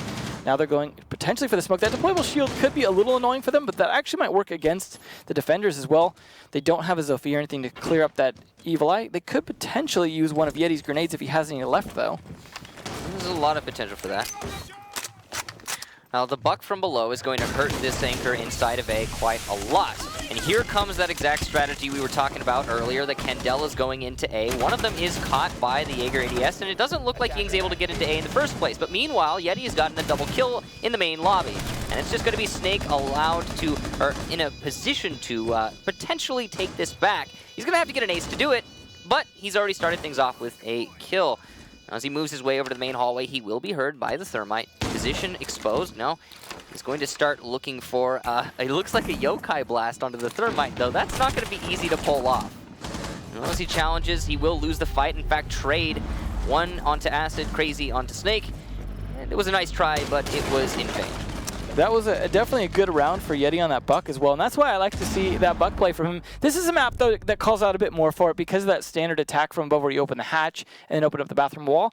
But it was good to see so much play from below. I remember when we were seeing BC on buck on Coastline doing a lot of that work from below as well in the past, before he'd kind of switched roles a bit when Line came out. But it was good to see. I mean, that was, I would say, a pivotal part of that round because they stopped the bandit tricking. You saw him get some more kills from below as well. It was just overall, like, the fact that he wasn't contested. You were talking about contesting downstairs by that Lamborghini doorway. No one doing that kind of left him able to roam around wherever he wanted below there. So, Kitchen, the next defense here for Obey. And they bring a pretty standard lineup. I mean, the Valkyrie coming in here leads me to believe they're going to want to be a little bit more aggressive, of course, with those roamers. So they do have a Vigil, so that's going to be great for them. Again, stick Skies on something that frags and let them frag. Meanwhile, the lineup for the attack, they've done away with the Ying and or instead bring a little bit more of a utility-based lineup. I mean, oh man, I just detracted from the utility base of Ying. That's a little bit hilarious, but I mean, in the sense of, yes, let's be able to hard breach walls. They have that Satchel, they have that Thermite, they have brought the IQ and Buck, so soft destruction, fragging still there. The Capital instead of the Ying is kind of interesting to me. I mean, yeah, okay, the smokes are great. But I don't know that they're also necessary on a kitchen take unless you're prioritizing delivery, maybe? Yeah, I mean, because it's a case of they could have gone penthouse again. So, you know, they didn't necessarily know what bomb site it would be. Even then, I'm still questioning the lack of a Yin. I mean, we did see a bit of a factor last time, although it was kind of funny to see the Ying going to push whoever was behind the wall, and then Buck just kills him from below. It's like, nah, I got it. You're fine. You don't need to push in there. I mean, he also hit the wall. He was trying to get into, he was trying really hard to get into Projector, and he just couldn't make it happen. Yeah. The smokes were in the way. Didn't need to. But, I mean, we'll see if that, like you said, we'll see if it's a factor this round, because Capital maybe not as critical on this attack, but like you said, delivery could be a good spot for that, for them to push him, because you can plant pretty much in the doorway if they want to just push that and can keep people pushed back. Of course, all the while you're doing that, it's a bit of a risk. You got a lot of C4 on, or you've got AC4 on the defensive team. You've got those gas canisters, and there's a lot that Obey has to deny a plant like that. So it's unlikely that Noble's going to go for such a play. I just don't expect it. Well, in the meantime, though, he could use potentially those fires to clear people out of corners and things like that. Skies is going to be playing that roaming Vigil, though, that Yeti's going to be contesting with here, because Yeti's the one actually trapped in that bathroom unless he opens up the wall himself. But it's a case where at least Skies is buying time. We talked earlier about how difficult it could be to roam on this map. If Skies can do that and stay alive for a while, it could be a big boon for him, but he's getting droned out pretty heavy. This is something that we were talking about last map as well, as the good drone coordination on those roamers. Yeah, Noble really knows what they're doing when they hunt the roamers, and they're actually going to start off in deficit as Benji gets Yeti. Breezy will refrag onto a man before being hit by the Yokai drone, and Heavy coming from Luggage Hallway with a nice drop down from the roof will get Benji. And now it's Skies left alone in Projector, fighting against Heavy, will lose that one out, and Noble have successfully shut down those roamers on the top floor. And again, it comes back to Noble being so effective. Well, yeah, a minute 20 left. Yeah, that was a very efficient take.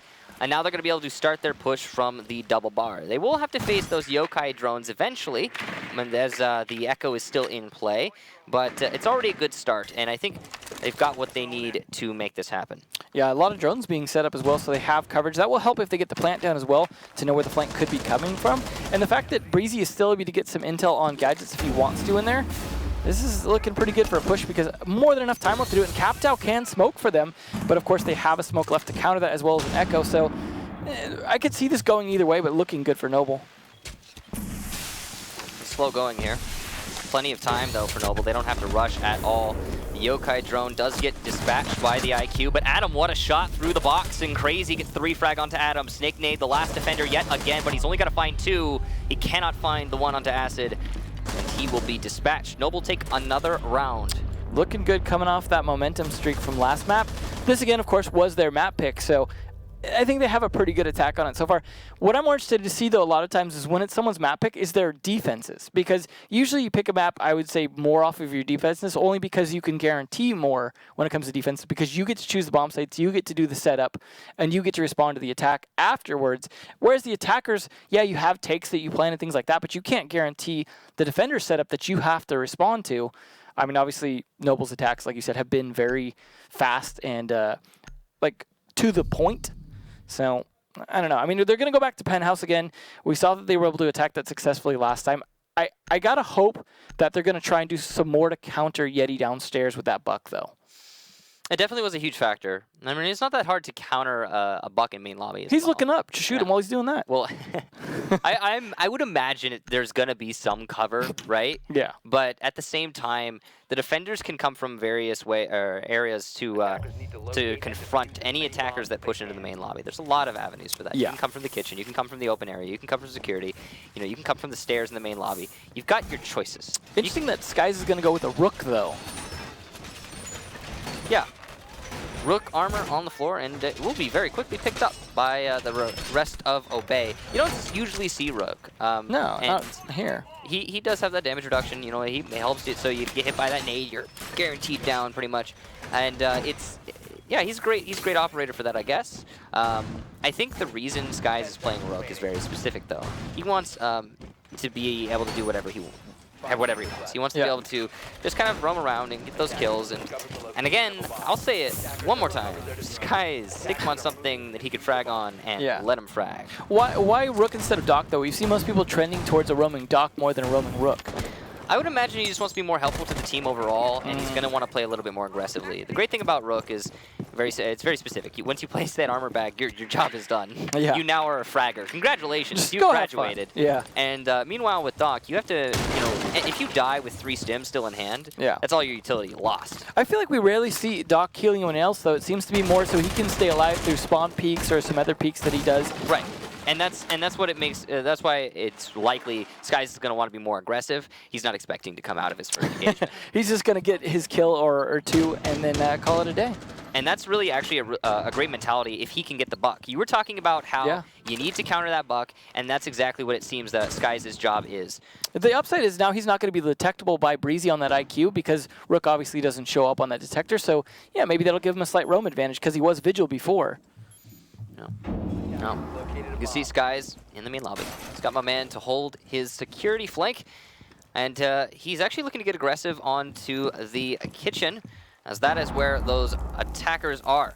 They are not looking to extend themselves any further than this, it seems, and they are instead going to just drone their way out. Skies with the impact, though, this is another thing. He's so flexible on the Rook since he has that impact grenade, and he's able to allow for Jaeger to rotate into storage. My man will get one, but quickly refragged by Breezy, which is in turn refragged by Skies. So, Noble at the disadvantage in this round for the first time ever. Yokai drone will disorient, but not the diffuse planter. And Acid is going for that plant inside of Master. Though, again, that Yokai drone so useful in this round, and because Breezy's already been killed, the IQ is not there to get rid of the Yokai drone. How did you lose that, Heavy? Adam, what a shot! Crazy, meanwhile, in the hallway, the last attacker, as Adam gets a second on the defense. And Crazy disorient, he's just going for any fight he can find, and he's going to lose it out to Skies. What a round for Obey, a complete shutout.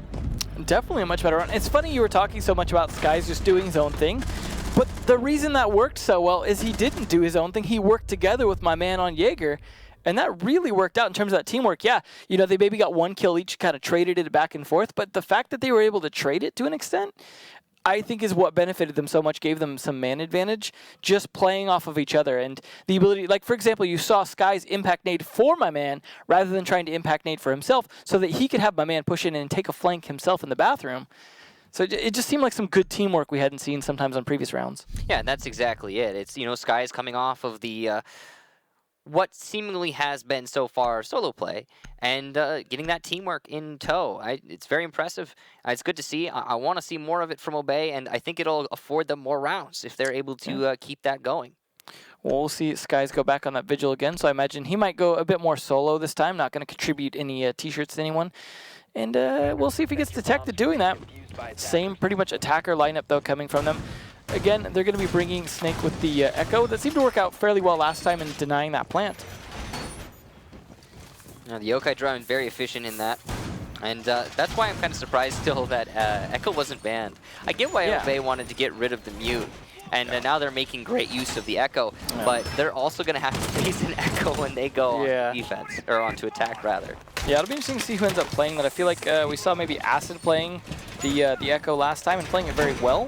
Yeah. So that's definitely going to be something they're going to have to deal with. I mean, obviously they're going to have to switch sides either way. It's just a question of how many points they switch sides with and how many rounds they actually have to deal with on their attack, depending on how Noble play these. There's that deployable shield to help them be able to guard this in here. I wonder if they're actually going to play very aggressive against that. This guy's going for a little bit of a spawn peek there. Unfortunately for him, not lucky on it, but was that even a drone he was shooting up on the roof? Some good foresight in terms of how people drone and making sure that that's a little bit denied. 2 deployable shields being used here, though. A lot of deployable shields lately, I would say, in kind of the meta of this game. Just really people finding uses for them that didn't seem to be the case before. Whether they're on windows or doors, the deployable shield can be very useful, that's for sure.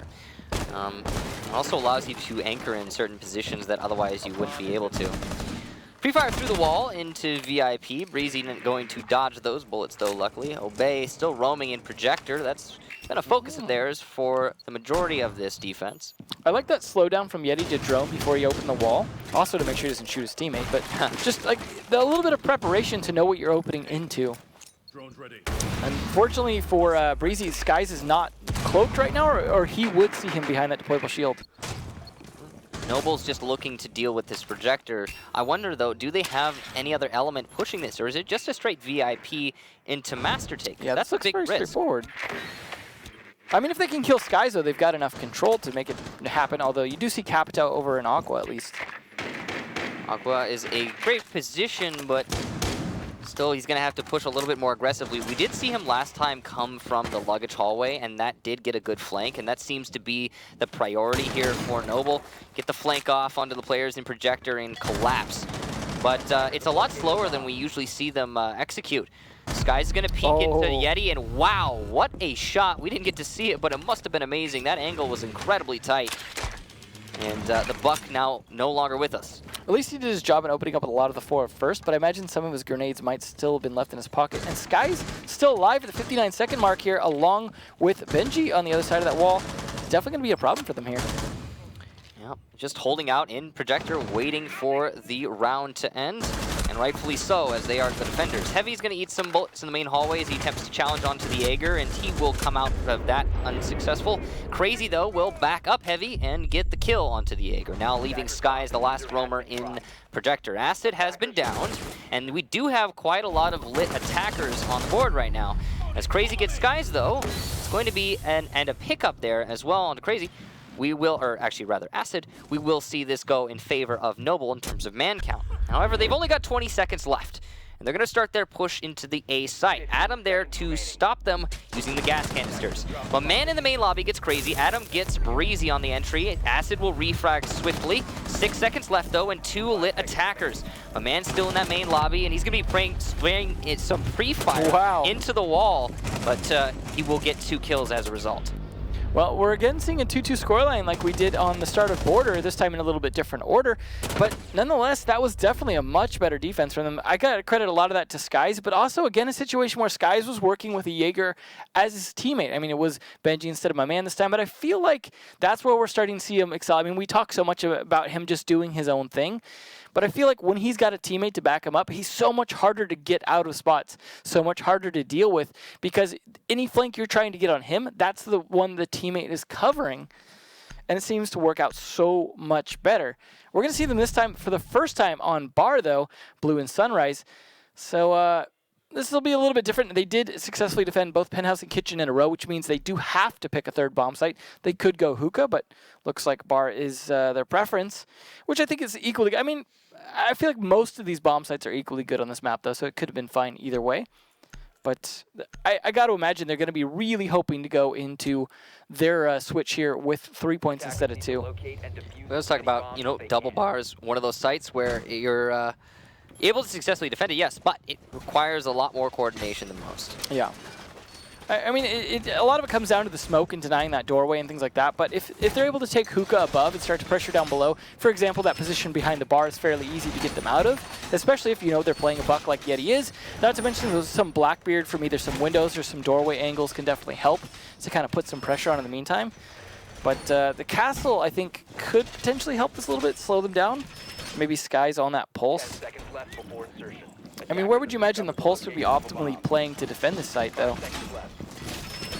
Well, there's a lot of great options.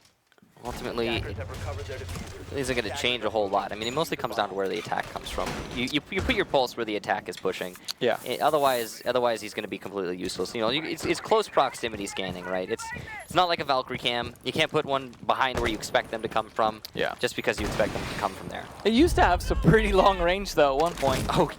Halfway across the map. Remember when you could scan it pretty much like halfway across the map, and everyone played the shotgun, and the shotgun grouping was tighter. Yeah, and you could switch pretty fast. Yeah. Yeah, those were rough times for anyone fighting Pulse. Them were the days. Yeah. So Yeti pushing his way into delivery, and he's going to try and lock down this roamer inside of kitchen. Pulling out the nade, and will have his teammate Heavy cover as the drones spot. This is, again, that great coordination and drone work from Noble bearing fruit, but it's actually going to work against them here in this round. Benji gets that first kill. Now, a cornered Benji is a scary thing, but Breezy will eventually shut him down and even this out onto a 3-on-3. At least 2 minutes left here, more than enough time for the attackers to kind of recollect themselves, and the plant already going down from acid. 2 minutes still in the round, and that will be stopped. Wow. The defuse plant goes down. Acid, what a shot. Post plant will hit that onto the castle of Snake Nade. A run out from Skies, and now he's stopped by his own castle barricade. He's going to have to destroy that to get back into the fray. Not to mention he was detected as well here, so they know he's there. He might even have to use a Nitro Cell just to open that wall. In the meantime, Breezy takes on my man. It's all on Skies. He misses the C4, unfortunately. He knows where the IQ is, playing close proximity, though, and Breezy will get that final kill. Well, it looks like we are seeing a repeat of what we saw on Border, in that at the end of the first 5 rounds, we see Noble coming out ahead in a 3-2 situation.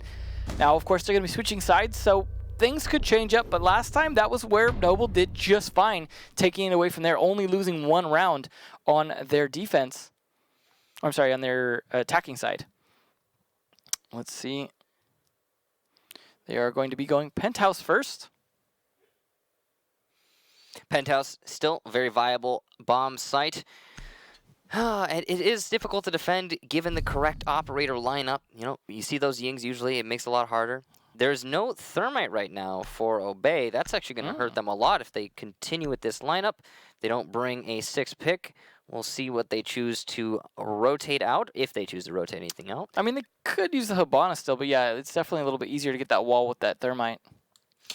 Yeah, the Thermite allows you, or affords you a lot of options, and it doesn't look like you're going to see any rotation here. So the reason the Thermite's superior to the Hibana when attacking onto this site, so you can just open up bigger holes. It's really that simple. Yeah. Bigger holes mean the ability to creep on through, get that plant down, assuming you don't get smoked out or C4'd in the process. But the problem is with Hibana holes, if you're trying to go through the wall, is that you're bottlenecking yourself. Yeah. The defense can still hold those angles close. Whereas when you open something like the VIP wall with a Thermite charge, you've got a lot of real estate to work with. Yeah, and not to mention, Noble are actually not bringing a whole lot of C4 power. They're going to be depending pretty much on Acid with the Yokais and the smoke to try and deny any kind of plant on that side of the bedroom. That's going to mean that they need to really make sure that they can hold VIP for as long as possible to make it so that they are down in the last seconds, and so that Snake Nade does have to use those Hibana pellets in more of a drastic way, as you were mentioning. We'll see, though. We're getting a nice little Evil Eye there from Yeti. He smashed out some of the bookcase to be able to set that up. And that is something you have to do often as a Maestro player, is sometimes destroy some of the environment to be able to get those up. Something that makes for some interesting placements. Looks like he could go for one here as well. And no, he's already got both of them up. And he's going to go with the Bailiff. That'll offer him the... But I mean, when you're primarily a Buck or a Sledge player, it does make sense to be bringing that Bailiff. And the Bailiff, yeah, just a little bit of soft destruction. You know, it's not really that great as compared to other shotguns, but it's still viable. It's still nice to have for sure when you've got a an insane LMG to yeah, you to don't really need a pistol. Yeah, I mean you can almost do as much destruction with the LMG as you can with the Bailiff though, just because you get so many bullets. A lot of VIP wall being opened up. That's going to likely be focusing on Roll. No. Breezy with the easy run out there onto the balcony will get skies as he attempts to drone his way into Guitar. That is how you punish someone droning way too close to an opening.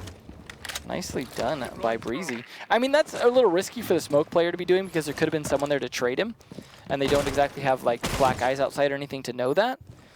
But it paid off. I like this castle and rotate. I love when we see those where people have set up situations where they castle one way and then set up an impact nade hole another way, so that they're kind of redirecting the flow but not denying the connection between two rooms.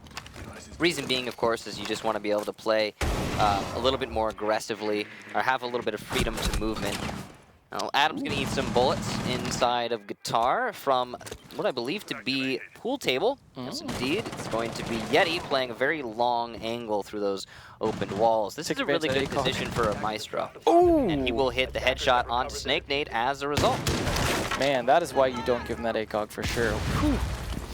That shield is actually interesting. I think actually it's stopping the vault. I can't quite tell. You know, we haven't seen anyone go for it just yet, but I think it is just based on its actual... But based on it being placed there. Yeah, he's still playing this long angle, waiting for more kills to walk into his line of sight. Ooh, my man, though, with a nice kill on Heavy. And that is finally Heavy gone down, but still man advantage over to Noble, especially thanks to that early round. And the Crazy getting another one, trading the back of my man, means it's all going to be down to a Thatcher and an Ash. They do manage to vault in through that shield, though. And Adam will get Yeti. So, pool table no longer a factor for Obey, and they can shift their focus to the actual site. Interestingly, there's two unreinforced walls from the VIP walls, and that's abnormal, to say the least. There is an Evil Eye watching exactly where they watched in, though, so they're going to know they're there. Crazy will also get Adam before Benji refrags onto Crazy. Now a 1-on-2, but a 1 HP Benji is not likely to clutch this out. He's going to go for the fight into the B site, go for some sprays, and the round's over. Breezy will finally get that kill, and Noble take it. Well, a good defensive round. I got to credit some of it to Breezy with that run out that on Skies. I feel like that was pretty impactful on the round, just because, well, we know Skies is a very good player, as well as just that early denial and giving that man advantage over to the defenders meant an already slow attack from Obey was going to be slowed down even more, because the less manpower you have, the less you have the ability to enter, the ability to secure a room and flank watch it, set up utility, things like that. Not to mention the IQ gives it means they can't scan any gadgets getting into the room there, so they're going to be in a situation where they're going to be extra blind going into that attack. So a good defense. Now, again, a 4-2 scoreline here coming out from Noble, looking like they could take this in a 2-0 situation if they can defend Kitchen as well as they have been defending a lot of the other bomb sites. And this time, Heavy going to be on Vigil. That should be interesting. Assuming he doesn't switch off. As I say that, thanks. He's always 6th pick in this castle. He heard you, Emzo. No, he just, yeah. Well, you know what, though? Heavy has been doing such a great job in both these maps. Yeah. He can do whatever he wants at this point. I forgive him. Heavy has been having some pretty good maps so far. And playing Castle is not going to hinder him in the least, or so I would assume. Yeah. As you mentioned as well, they are abusing the Echo. I mean, not abusing as in like it's wrong, but fully utilizing Echo as well on their defense, something you mentioned that they were going to be doing once they switched around, because neither team wanted to ban that Echo. So Acid definitely going to be the one on that, as I predicted based off their play on Border. Adam actually the top fragger on Obey at the moment, and Benji I feel like has been doing a good job showing up for his team, like I said, being the newer member on the team, and the one with the least experience in the competitive circuit, I would say, compared to a lot of the other players that have been around for a while. So it's good to see that what experience he did have in the past has been paying off. Yeah, the Echo is a super valuable operator, and I'm still surprised it wasn't banned. Yeah. I mean, we didn't even see it banned in the first map. There's a lot of confusion going on in terms of the defensive bans, but the only one that's the main staple, of course, that makes sense is the Mira. And the Mute did make sense for Obey, of course, because they needed that that freedom to coordinate a little bit better. They just were struggling with those jammers too much.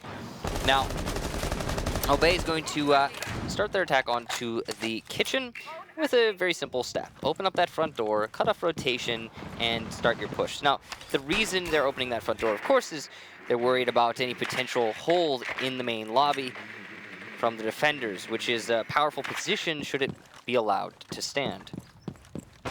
And we'll see they're going to start this push. Interesting to have Skies on Habana, of all things. And instead, my man is going to be on that IQ. Breezy, though, taking down Snake early. That's the sledge off the board. And Yeti on Benji already. A lot of power down, but at least my man trades one. This is falling apart, though, for both teams. An interesting rush for Obey. They just walked into sight, and they used that fragging power that we've touted many times before to get themselves site control. Now Noble are the ones who have to start the retake, and it's not going to be easy. Bad timing there from Crazy. He was not able to stop the defuse plant, but he did get the kill. Well, he's got to contest with Skies, the Habana, in the other site. There are no attackers who can deny the diffuse disable right now, but as you can tell, the Jaeger's got to continue to play this fight. He's been eliminated now by my man, and it's a 1 versus 2. Heavy versus my man and Skies. He used to go through the rotation hole, and he will lose. Not sure what's going on. My man gets the final kill. Noble will lose that round. Obey with a rush strategy through the kitchen window. Well timed, well placed. Yeah, and that definitely worked out against Heavy as well. Not only did he get detected outside when he was trying to rotate because he took too long to go in the doorway, feeling it was a little unsafe, he also got spotted on that drone on his way through delivery. So not a great retake. I felt like Crazy did a good job trying to push it, but because it took so long for Heavy to catch up, he was trapped entirely alone trying to fight that himself. I mean, they are going to try kitchen again, though. I can't imagine that the same rush strategy would work again this time. But nope, actually they're going to switch it up last minute to Bar. We'll see if this works a little bit better for them. I feel like Bar is a good bomb site, but it also didn't work out last time for Obey. So this could go to round 5. Again, this looks like a mirror of what we saw on Border. You know, just play for play in terms of points and the way things were going down. You know, it was a 3-2 situation in Noble's favor, turned into a 4-2, then a 4-3, then a 5-3, and then eventually a 6-3 is how it went on Border. It's starting to look eerily familiar. If it is, then of course we won't see a clubhouse. If Obey could turn it around, though, we might be able to get there. I'd like to briefly clarify something that I'm sure a lot of people are very confused on. Something that is commonly referred to as shield glitching is in fact not shield glitching. No. It is just a shield in front of a window, and at times it can prevent a vault. However, it is technically allowed within the rule set. So if you're wondering why you see these teams doing it so frequently, it's a totally viable strategy. You see it right there next to Acid in the blue bar. And yeah, it's become, I think, a lot more prevalent as of late, now that there's clarification on that point. Also, something to keep in mind is there's some strategy to where you place it, not just in which windows you want to deny, but which windows are repellable. If you can repel, then you have an opportunity to be able to swing in over top of the shield. Right. If it happens to be one, like for example, the clubhouse window on Cash is one that you can't repel. Situations like that do offer less opportunity for them to get around that shield and force them to expend some utility. To be fair, though, the defenders also have to expend its utility to put that shield there. They're trading off the deployable shield for something like barbed wire, impact nades, bulletproof cameras, other things they could be using. So it is a little bit of a trade back and forth between the two on utility. Although arguably, I would say grenades are potentially the more powerful utility being traded off. Yeah, and again, the common parlance is shield glitching, but I suppose technically, according to our rules, that is inaccurate. Yeah. So, shield broken by Benji using his Ash charge on the south window into the B bomb site. Adam will get Breezy, but Acid able to refrag. Acid's been on fire with that Maestro cannon. Adam will finally land the shot on the Yeti. That was a little bit scary for a second, but he does land those shots and get the headshot. Acid's still alive and sandwiched. Whoa, what a shot from a man. And as I say it, he is no longer with us, leaving Heavy and Crazy, the last two defenders for Noble. Obey have been absolutely fragging out, but Heavy able to respond in turn. And we do have an attacker already in Sunrise Bar. That's a great position and perfect for denying rotations back into the site from the defenders. Meanwhile, Skies is attempting to flank from the blue stairs, and he is going to catch the flank of Heavy, whether he likes it or not. Skies able to shut down that castle, leaving just Crazy in a 1-on-3. He's aware of the locations, but he cannot hit the shots, and Obey will take another round. Obey has seemingly woken up. Yeah. Definitely been working much better on the attack, much more aggressively, getting the plants down much earlier, And we're seeing these clutch situations, 2 rounds in a row where it's down to heavy and crazy, and they're both kind of away from each other going for a potential retake situation. In that case, it's not working either time. And I mean, I think those are great clutch players, but it seems that every time it's been put in that situation, they're just not able to work together enough to get those kills because they're already so far apart from each other. They are going to try Penthouse again, the one site they have defended successfully, as they could not do that until now because they had done that the first round. They had to defend 2 other times before then. So now they will get to go back there, and this could be where they get that 5 points. But then, even if they do that, they've got to play Kitchen or Bar again, potentially, or Hookah if they really want to throw them off. So it's not the greatest situation for Noble if they cannot figure out what they did wrong on those other 2 sites. Because then, again, that will just give the chance for Obey to catch up, a 5-5 situation, and then we go into overtime, which, to be fair, though, could actually benefit Noble, because then all the sites are unlocked again. They could go for another defense on Kitchen without having to wait. And, depending on how the sides go for that coin flip, could work out for them. Breezy, though, definitely doing quite well this time. We're used to Heavy being the top fragger up there, but now he's been doing well on this particular map. And now they're going to go on to a defense of that Penthouse Projector. So they have all the tools they need. They've got the Echo, they've got the Maestro, they've got the Smoke to deny the plant inside of B. And they also have those X factors of the Castle and the Jaeger able to roam efficiently. It's weird. It's been a while since I've seen so many shields. Yeah. Just spending that time trying to figure out where do I want to put this. Yeah. So many shields perpendicular to all these doors and windows and such, and it's just an oddity.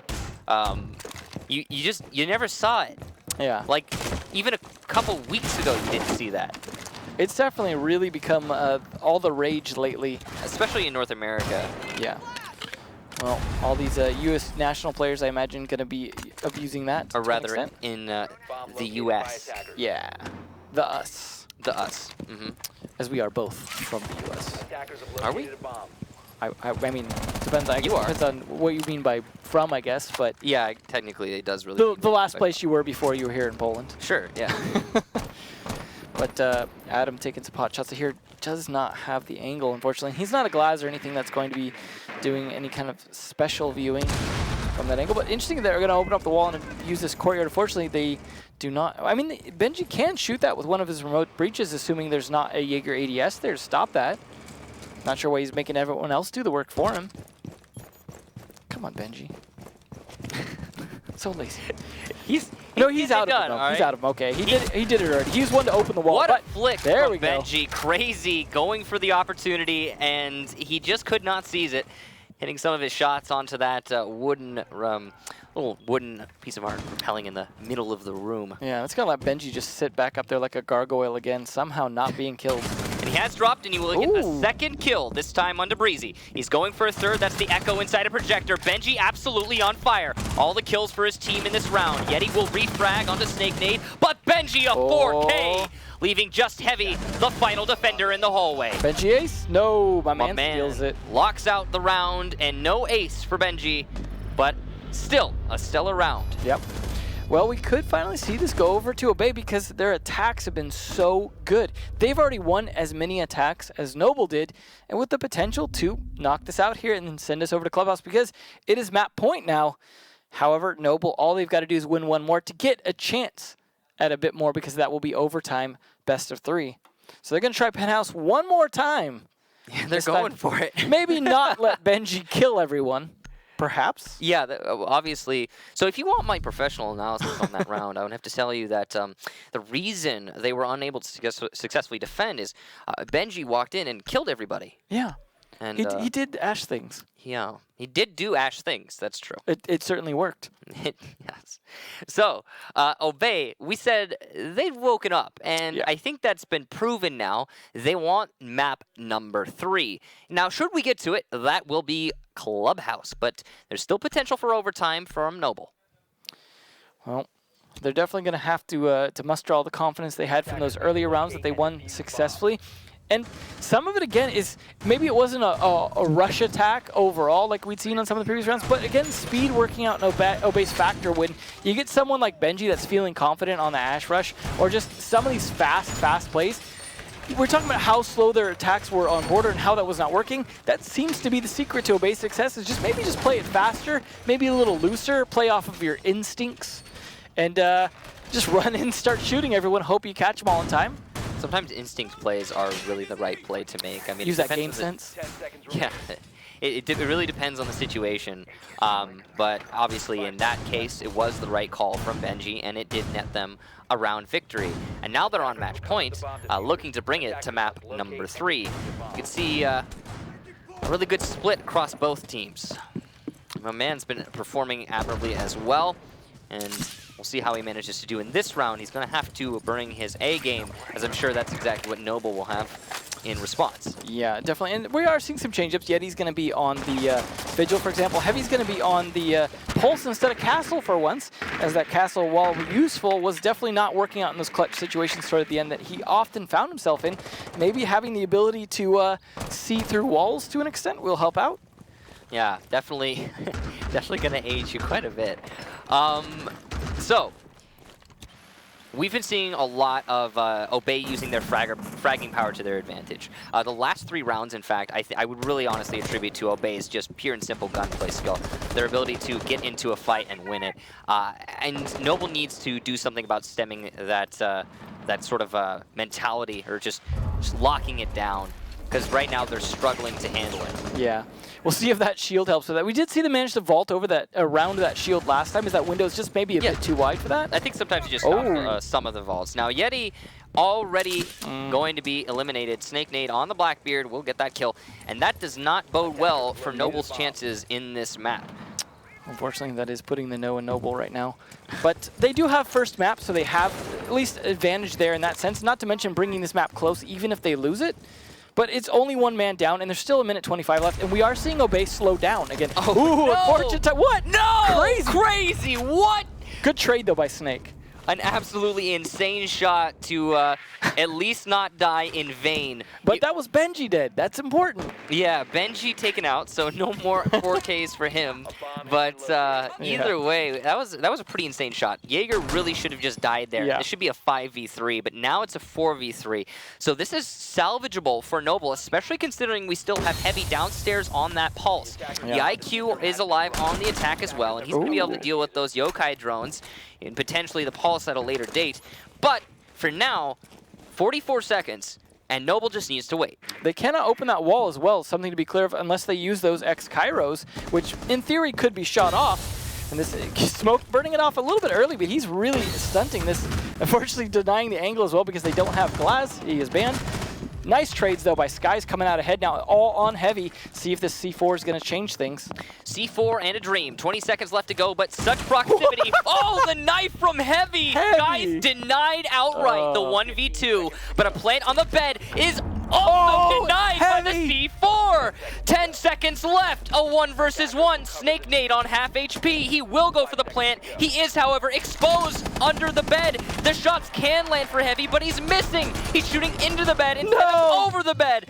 Heavy can win this still. It's not all over. He has that heartbeat detector. All he needs to do is use it. Snake Nade is aware of this and will choose to position himself in the bathroom, the best possible position to clutch it out against a Pulse. There's still plenty of time here for Heavy. He's going to use every possible second of it. Heavy's position is called out, likely a drone. One of the post-mortem attackers will give information to Snake Nade and allow him to put his crosshair in the right spot. The vault from Heavy is successful. He's getting proximity and he will clutch it out. Heavy, the absolute madman. No, hit up. He still has time, I think. It's going to be close. It'll come down to the last couple seconds, but there should be enough for the Pulse to win this. And yes, he did it. Overtime for the defense. If you're going to go to overtime, that's the round to do it like that. Just the nuttiest of plays, that play from Crazy, standing up for that shot, and then Heavy. Wow. You know, he had failed so many clutch attempts on Castle. He made up for every single one of them with that round right there. Wow.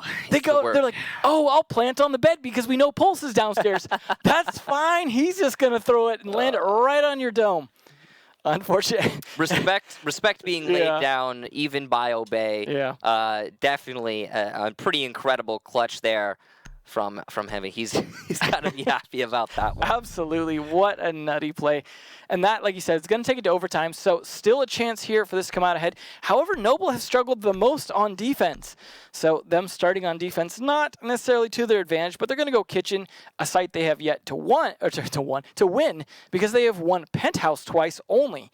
Acid going to switch things up, maybe deciding IQ being able to see those yokai drones was just too much of a problem. He's going to go on the Maestro instead. And then, Adam, are you going to stick that Dokkaebi?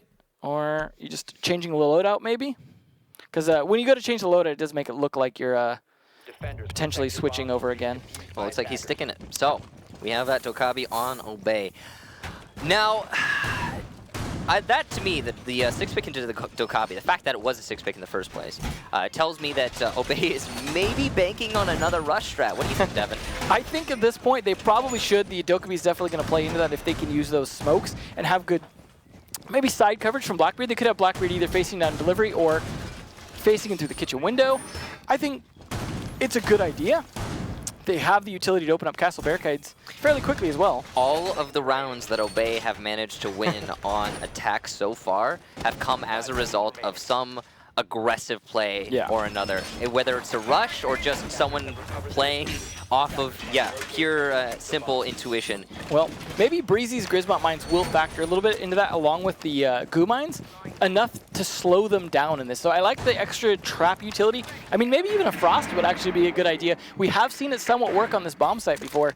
So, I mean, wouldn't hurt, I guess, to be able to slow them down and trap them. So I like what they're doing, but Heavy is going to be back on that castle instead of Pulse. So I don't know if they can win this round. The nade will open up the castle barricade and the smokes will follow in. This is indeed a rush strategy. Full investment here from Obey Alliance, and they will already lose their Dokkaebi to a down. Acid will finish him off with the evil eye. Gas canisters are going to deny the defuse plan, but no, they won't. Actually, yes, they will, eventually. Benji tried to stick it, but he was unsuccessful in that attempt. Breezy also gets skies. Obey is falling apart at the seams. Noble seems poised to win this. With still 2 minutes to go, though, my man and Snake Nade are the final two attackers. There's potential for a clutch, although it is extremely unlikely. Heavy will get Snake Nade. My man will refrag onto Heavy. The final attacker now with 1 bullet's worth of HP. My man on IQ. And Noble wiggling with joy already. Going for the 360s for the added BM. And they just want this victory. They want to get that 2-0. And I don't think there's much my man can do to stop it. It would have to be an even more incredible clutch than what we just witnessed from Heavy for this to come in Obey's favor and for us to go to that third map.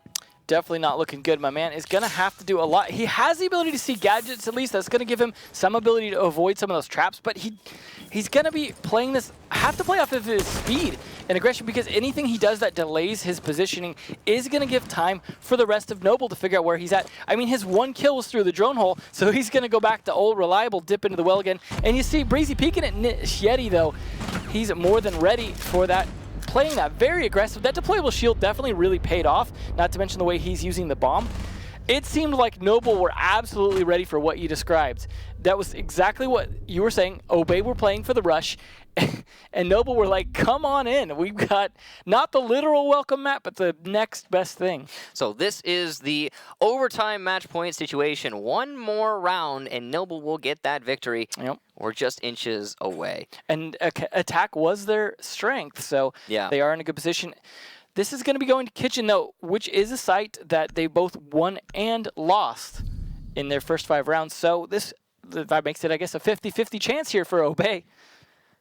Anything's possible, that's for sure. I think, honestly, watching this match so far, I can't predict it either way. I mean, Obey's been making some pretty crazy plays, but Noble has as well. Oh, here we go. Here we go, yeah. So this is the Ying pick, the rotation, and Skies is going to 6-pick onto a castle. I like that from Skies as much as I like the heavy rotation from Ying. And both are definitely going to, I think, be better for the teams. So a kitchen defense now from Obey. Now, if you're unfamiliar, when you go into overtime, you do go back to the swapping side sort of deal where you're just 1 defense, then 1 attack, and then, you know, back. So, and all the bomb sites are unlocked. So. Right. So it's some of you actually might be. It's weird to think about, but since we've got the new format for Pro League, it's a little bit different. Yeah, everyone's kind of going to be, and this is the first night for U.S. Nationals, so managed to try and clarify as much as possible that hopefully, you know, by number 2 broadcast, you guys are all feeling pretty caught up on this. They're going to be setting up some things to slow down an approach from the entryway so that they don't necessarily have to watch bathroom as heavily. Interesting to see that they have not reinforced any of bathroom wall, though, and that could be something that gets opened up by Yeti or anyone else trying to push that. Now, if they drone this correctly, Heavy could go for a very fast push. I could imagine Yeti also playing from above as well to augment the pressure that's going to come from a Ying push through delivery. We don't see a deployable shield or anything like we saw from Noble in terms of trying to slow down a push from that side. But then again, they might not come from that side because it looks like they're going to take Sunrise first and push from around the side instead. Noble setting themselves up for a Sunrise bar take. Always a good idea. I mean, you get a lot of control, especially if you're pushing into hookah. As you can see, Yeti's already done just that. He's going to get the default camp. And there's not really a lot to be worried about right now if you're Noble, not on the take that they're committing to, given Obey is roaming really safely, mostly on the east side. They don't have a lot of pressure over here for hookah. They don't have a lot of direct confrontation. Either that or they've just been falling off. Oh, he almost shoots his teammate's drone there. Gotta be careful. Heavy going to drone through luggage, and he will call out for Crazy, allowing for the eventual push through luggage hall. Well, this is a good coordinated push. Not quite the rush strat that we saw from Obey. They do have the ink to execute, though. Yeah, not quite the same round. We're a little bit off from that. Yeah.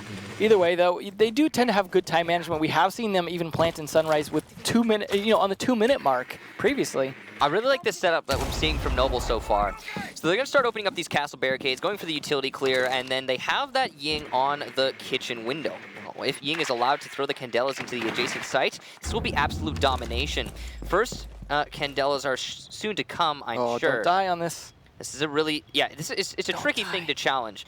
This window leaves you very exposed, and you can see Snake Nade has that yokai drone, and he's looking to use it to stop any potential push. The nade onto main lobby stairs is not going to see any results. Castle will be eliminated by Breezy before Benji refrags in that main lobby. The main lobby roam still maintained. Yeti, though, finally will shut it down. Candelas are popping off in the site. Smokes, I believe. No smokes going down. Oh, no smokes in this match. My man trying to deny the plant, but he's unsuccessful, and Heavy will get Snake before my man refrags onto Acid. Still very much aggressive in the post-plant scenario. Noble, though, have full control of this situation.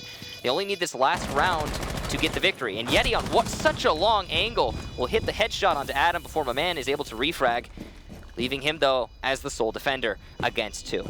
Well, you definitely see how far Heavy is playing back on this. They're trying to play for a very long defense here. My man, he's got to go for the hunt. He doesn't really want to go for the defuse here. And this is really, he's going to run out of time before he can kill them both, but it doesn't matter. He is finished off by Noble. Noble, on the very first day, the very first match of US Nationals, coming away the victor. And this is not a long league. This is a situation now where they are working their way towards being a finalist to go to the LAN finals here for US Nationals. That is a great place to be in to go towards that prize money. Now, 1 win already off the bat for Noble. Obey put up a heck of a fight, I have to say, but it just was not enough. The teamwork from Noble persevered. Their across-the-board coordination was excellent. Look at all those double digits from them as well. A very, very good match. I mean, it was close, to be fair. It did go down to a 7-5 at the end there, but again, winning the first match on Obey's map and then doing that well, I would say, on Coastline, it has been a very noble day. Like you said, Obey have been